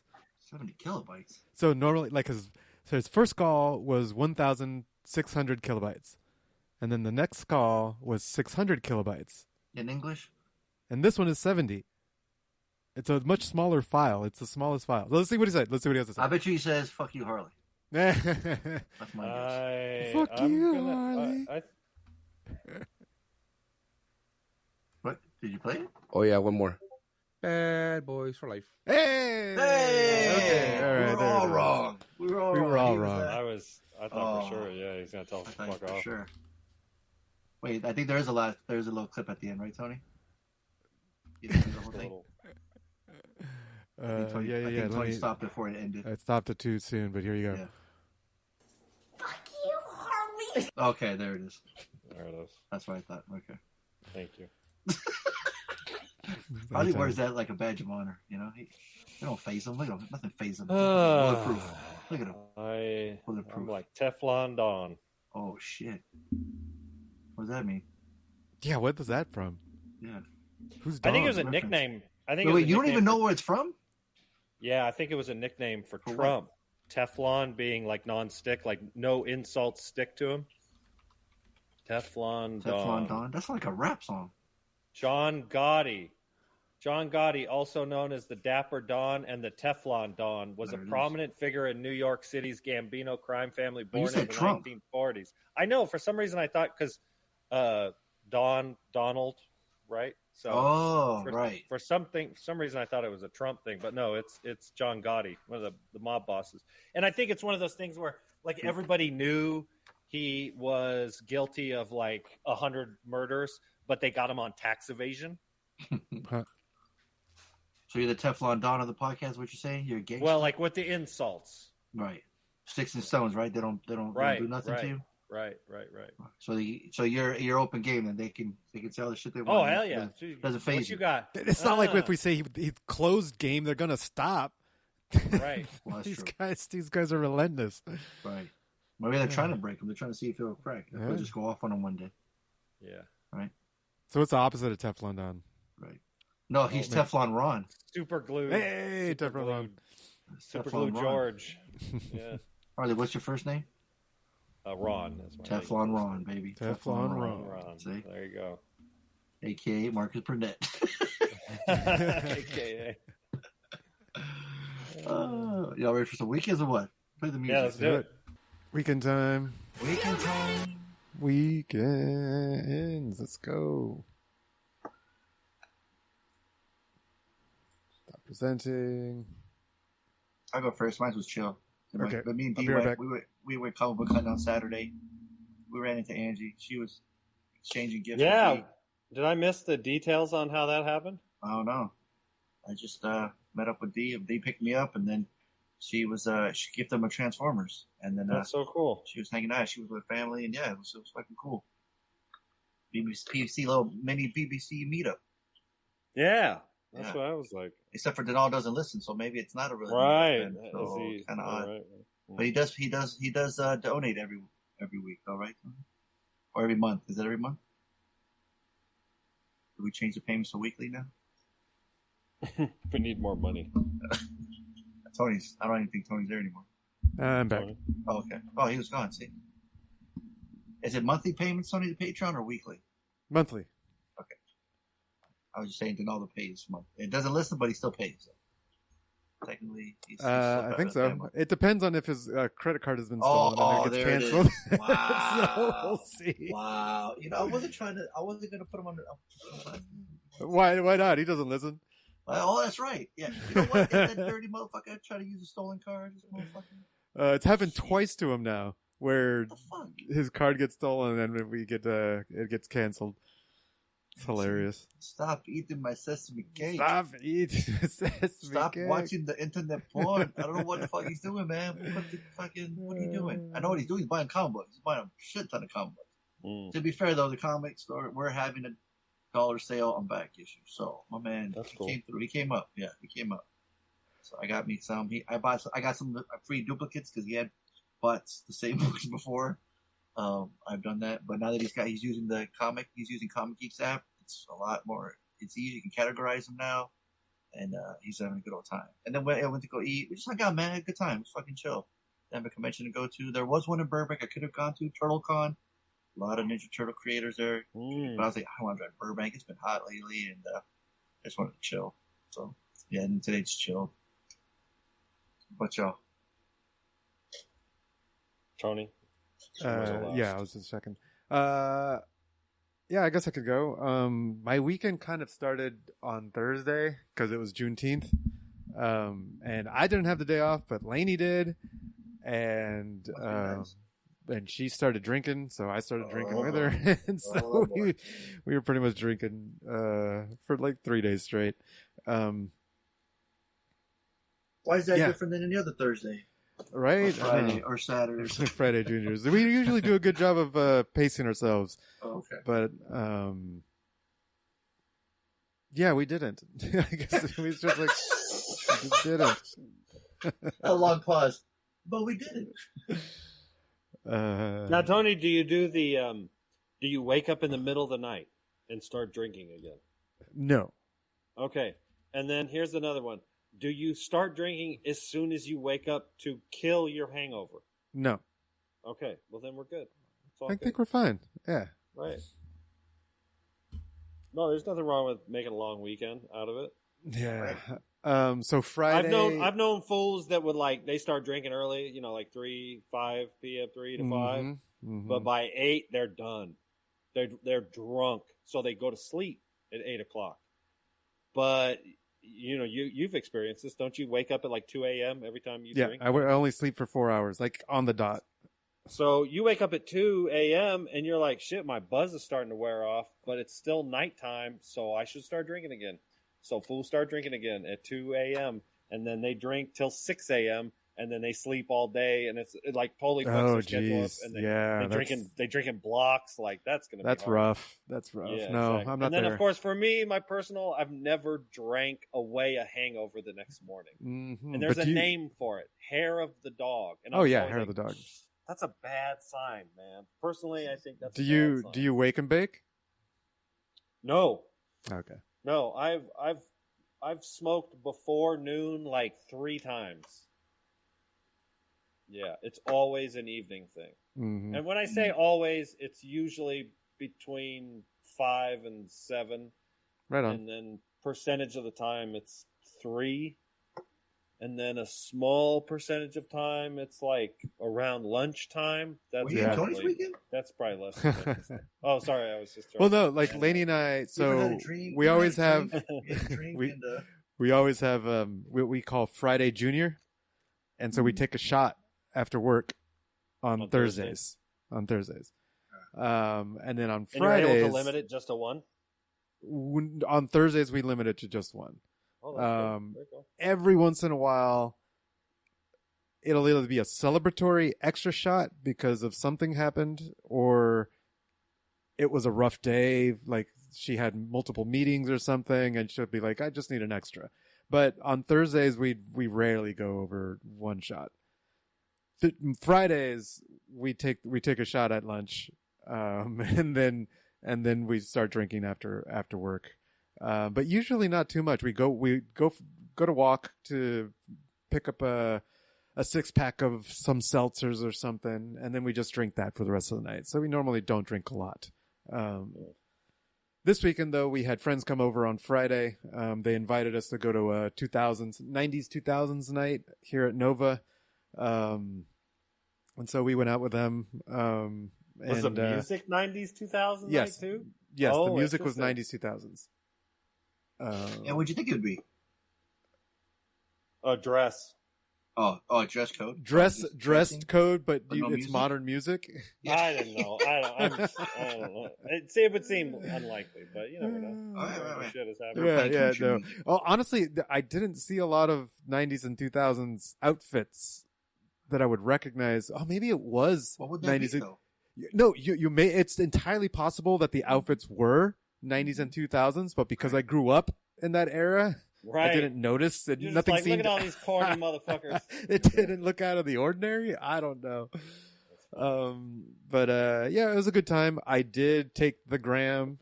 So the gram was decent. I didn't get too crazy. I got some visuals a little bit while I was at the club. I was enjoying the laser show. I did notice that I was having trouble speaking at one point, and so I was like, "Yep, I'm not." I tried to talk to a girl, and I'm like, "I don't have any idea what came out of my mouth." I was like, "Yeah." I came back from that little interaction. I was like, I'm not going to do that anymore. I just remember leaving her and going. The words that are coming out of my mouth. Nobody. How much did you mix it with? Mix it with what? How much alcohol did you have on top? Oh, not a lot. We had a couple of shots and a couple of tiny little seltzers. So maybe 3 shots, 3 or 4 shots worth. Yeah, I've never drank on it. So okay. I don't know, especially because my tolerance to alcohol is so low. I could imagine the alcohol being really masking a lot of the. Oh, I could see that. Especially from a gram. That's a small amount. Typically, I usually shoot for closer to 3. 5 is a common dosage. Gotcha. I don't know that I've ever. Well, I was. Yeah, like it was the first time I've done it since that one time I went into backwards 10th dimension. Love it, dude. Yeah, love it. As a fellow tripper, we love hearing the different trips. Fellow tripper, eh? A fellow tripper. Yeah. Tony had the laser show watching. And for me, it's not a big party drug for me anymore now that I found X. Yeah, I could see that. But it didn't stop me from dancing with people. Like I was dancing with girls left and right. Oh, that's great. I was still that extra little bit of social that I get when I'm at the club. Just I couldn't talk. But I definitely noticed I'm like, I'm having trouble speaking. I did notice you lose the ability of normal skills that I have really poor skills of anyway. So it's really bad. Yeah. But I did happen to catch a girl that looked like she was needing rescue, and I made eye contact with her, and I'm like, oh shit. I was like, and I mouthed like, do you need help? And she nodded. And so I swept in, and I got Lainey to come over and talk to her, and I talked to the guy and separated them, and it ended up that they knew each other, and she trusted him, and she had just lost her purse and lost her phone. So she technically did need help, but not from the guy that she was with. Luckily, the guy was cool about it, that I checked in on her. I was like, I still have the wherewithal to take care of the people around me. So that was Friday night. We almost closed it down. I think we made it back like at 1. And then the rest of the weekend, I was just playing with my brothers online, and then watching movies. So. Yeah, we've been. They're they have newborns, so they're just stuck at home all the time, and so they're sneaking. It's funny, like it's like, hey, he fell asleep. Can you guys sneak online? And then we'll get online, and he's all whispering on the mic. He's like, it's so funny. And so they just sneak any chance they get. They try to sneak online and play games. You're on call then. You're kind of for you're always down. Friday, you gotta wait on them. So yeah, Friday or Y'all gotta Thursday. get on the same baby schedule, huh? Right. I did have my PS5 because I have 3 monitors at my workstation. I had one of the monitors on the PlayStation the entire day, and so I was working. And then be like, okay, we can play. And then I go play with them for like a couple round or two for like 20 minutes. And then I'll go back to work. And then I come play with them. So it was pretty fun. Well, because it shows you're online the whole time, right? So they're like, I'm online. Send a message. Yeah. Like Tony's like, I guess I can stop working and play for a few minutes. Yeah. And then today I ended up, so one of the things that happened was max level in the game, Helldivers 2 is 150. And my brother is at 139. And I was at 129, and I was like, I'm gonna beat you. I'm gonna beat you to 150 because I know. You said your brother was at a certain level, and we didn't hear the rest. Oh yeah. Every once in a while, it cuts off. 139. So my brother's at 139. Max level is 150, and I was at 129 last week. And I was like, I have no excuse. I don't have kids. I have to beat you to 150. so then all day. Turned it in competitive mode. I turned it into competitive mode. Exactly. So then like halfway through the day. What happened? Fonso. His kids. Oh, his kids. Yeah. He probably has a year. Tony doesn't. It's funny. So halfway through the day on Saturday, I put myself on private mode so they cannot join my game. And I just started grinding. And then all day today, I was walking on my walking pad while watching the movies, and playing the game at the same time. And so like I'd play the game and I'd go, okay, cool. And then play the movie and watch it. And then because it takes a little while to load in and blah, blah, blah. It took me forever to watch the movies, but that was the whole point. I was walking, I was playing the game, I was leveling up, and I was watching the movies. I was doing 3 things at once. ADHD dream. So now I'm at 136. My brother's at 139 and I'm at 136. I'm so going to beat him. I'm so going to beat him to 150. So that's my weekend. Right on. All right. So I'll go. So like, what's your name again? MCP? Tony? Which? Like you, my weekend started early. We had game night. So if you guys remember, we had game night the other night. Oh, fuck. What was the game we played? We played... Shit, I'm drawing a blank now. And like always, I was really, really stoned. We played a new card game, and it was fun. What was it called? I can't remember. Can't remember. Oh, boy. Yeah. And we played Cards Against Humanity. And so that was cool. All the same people showed up. Really had a good time. And then next weekend, and I'll talk about it on next week's podcast. Because if you remember. Right, but we're going to go to rave with Donnie and Shaler. So we're so we're excited for that. And so that was game night. That went off really well. Had a great time. Nothing crazy. Yeah, good time.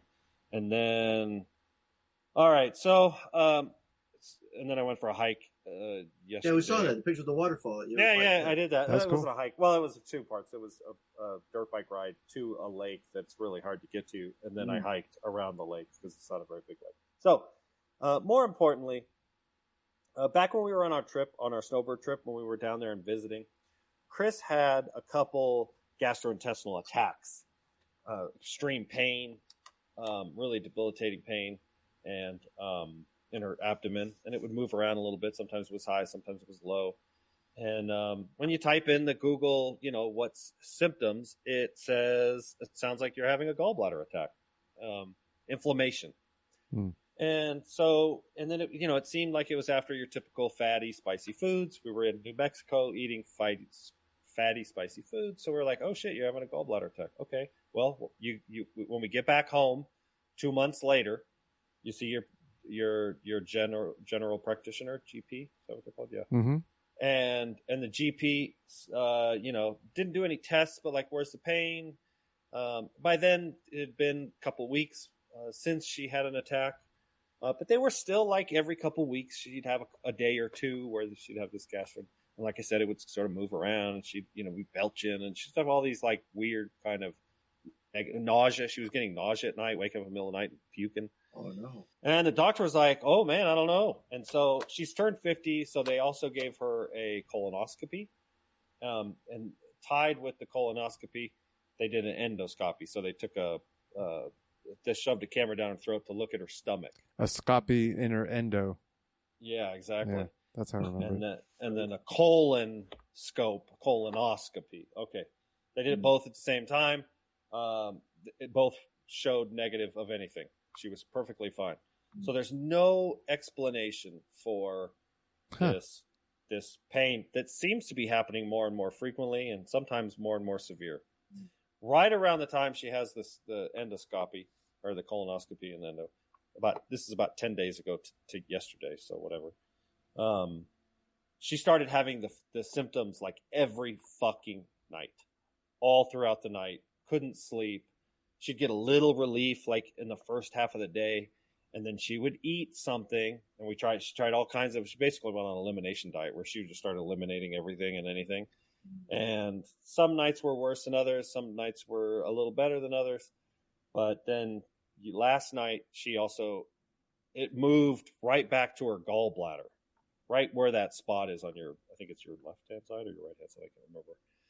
And then she had a fever. And so she hadn't slept all night and she was up in pain while I went on my hike, and she was just home alone. So we said, well, let's go to the emergency room. And so we did. So we went last night and they did an ultrasound, which is a real common test if you suspect to have gallbladder. And sure enough, she had 2 big gallstones, and one of them had worked its way into the neck, quote unquote, and caused quite a bit of inflammation. And so they ended up. Where was it? In the neck, you said? In her gallbladder. Oh. So when you eat fatty foods or spicy foods, your body has this like reservoir of juice that it pumps into your, I think it's your liver, to help deal with the spicy or the fat. And it's just to help, but sometimes it gets inflamed. You can get stones in it. And sometimes when you pass the stones, it can be very painful, like a kidney stone. Sometimes they're small enough and you can pass them and you don't have any pain. And a lot of times it's just acute. And so you just have to modify your diet. But if it goes bad enough where they have to remove it. So they just surgically remove. So they gave her the ultrasound last night. By the time they did that, it was already pretty late. It was like 10 o'clock at night. And they were like, yeah, you get to stay the night because you're going to have emergency gallbladder removal surgery in the morning. I say emergency. It's a very common procedure. It happens for a lot of people, especially in today's day and age. Her dad had it. Her best friend, Steph, down in San Diego, she's had her gallbladder removed. So it's a very common procedure next to like hernias, which I've had. It's one of the more common like surgical procedures. So the success rate's really, really high. And so they did it and she was fine. It only took a couple hours and she's on the mends. We had kind of a little scare when we got home. She had bled out one of the, they cut a hole in your belly button to shove a camera and they blow up your stomach with gas, with CO2. Oh, so your belly turns into a balloon so they can get to the gallbladder. And they cut these other 2 incisions and then they cut the gallbladder away from your guts and then they pull it out through this incision. And then at that point, it's like a half-filled water balloon. And yeah, so they pulled her gallbladder and she's fine now. She's downstairs, but she's, kind of, she's not supposed to do a lot of moving around and stuff. So, but hopefully if she's already walking around, she has to be real careful about not lifting things. She's prone to hernias, I guess, for the first month, basically. But she should be able to return back to normal eating. And so, yeah. So thankfully, bullet dodged. But it was a little scary. You go into the emergency room and they're like, oh, yeah, you're staying for emergency surgery. And I had to come home. I'm not going to stay there. Right. It's about a 30-minute drive. So I had to go home last night. I didn't get home till like midnight. I was fucking tired. And then I woke up, and then pretty shortly after I woke up, she was getting out of surgery. And so I just went to the hospital, and I was there all day. Damn. And, yeah, so I'm just tired because I was at the hospital all day for 4 hours last night. And she was there for she wasn't there for 24 hours, though. She literally was we got there like at 9 o'clock at night. It was pretty late, 8:39. And she was gone. Oh, no, I guess she was there 24 hours. Oh, no, excuse me. She shows up at night and leaves the next afternoon. So not quite, she was there for 18 hours or something like that. Yeah. So we're really fortunate. We got there. Right. And they immediately saw her. They immediately had a doctor within a couple hours. Ironically, we knew the ultrasound guy. He's an old guy I used to ride motorcycles with. He did Mazzie's ultrasound when she was a baby. And his daughter has the same name. Her name's Harley. So shout outs to Steve out there as an old friend. So I haven't hung out with him very frequently in the last couple of years just because we stopped riding together. But yeah, he did the ultrasound. You say riding, I'm thinking like writing letters. But no, motorcycles. No, riding, no. No, he was like, we had that small town moment where he's like, look, I'm not allowed to tell you this, but your gallbladder's fucked. He was like, yeah, this is it. Like, you're going to have a doctor tell you that in about 3 minutes, and he's going to tell you need surgery. And sure enough, 3 minutes later, the doctor came in. He was like, yeah, you need surgery. So, dang. Yeah. Don't if you got bad abdominal pain like day after day after day, go to the emergency room. If you can't get, and unfortunately, I hate to say it, but we had to kind of treat the emergency room like a second, a second opinion kind of thing. We don't have the nurse was explaining bigger cities will have like urgent care where it's not quite an emergency, but you can see just a general doctor over a non-emergency, because her pain actually wasn't terrible last night. It had moved and it was in this weird spot, but more importantly, she had a fever. And they were always like, if you get a fever associated with this pain, it could be an infection. And if infections get too bad, they can go sepsis. And that's how people die. So you can't fuck around with major abdominal pain. So yeah, it was smart. We went. So, and she'll be better. She's probably going to have a rough sleep. She can't move around a lot. The incision on her belly button kind of opened up and she bled a little bit. So leave her alone, Harley. Right. Well, that's why I'm up here. Right. So anyways, that's my weekend. So it was cool. We had a fun game night, and then I had a nice motorcycle ride. And but yeah, when I got home, she was in rough shape. So the last 24 hours. Good to hear that she's doing better. But it was clear, and I'm confident that it will be the absolute solution to her for 2 weeks, man. She was just every day. Just imagine how many weeks?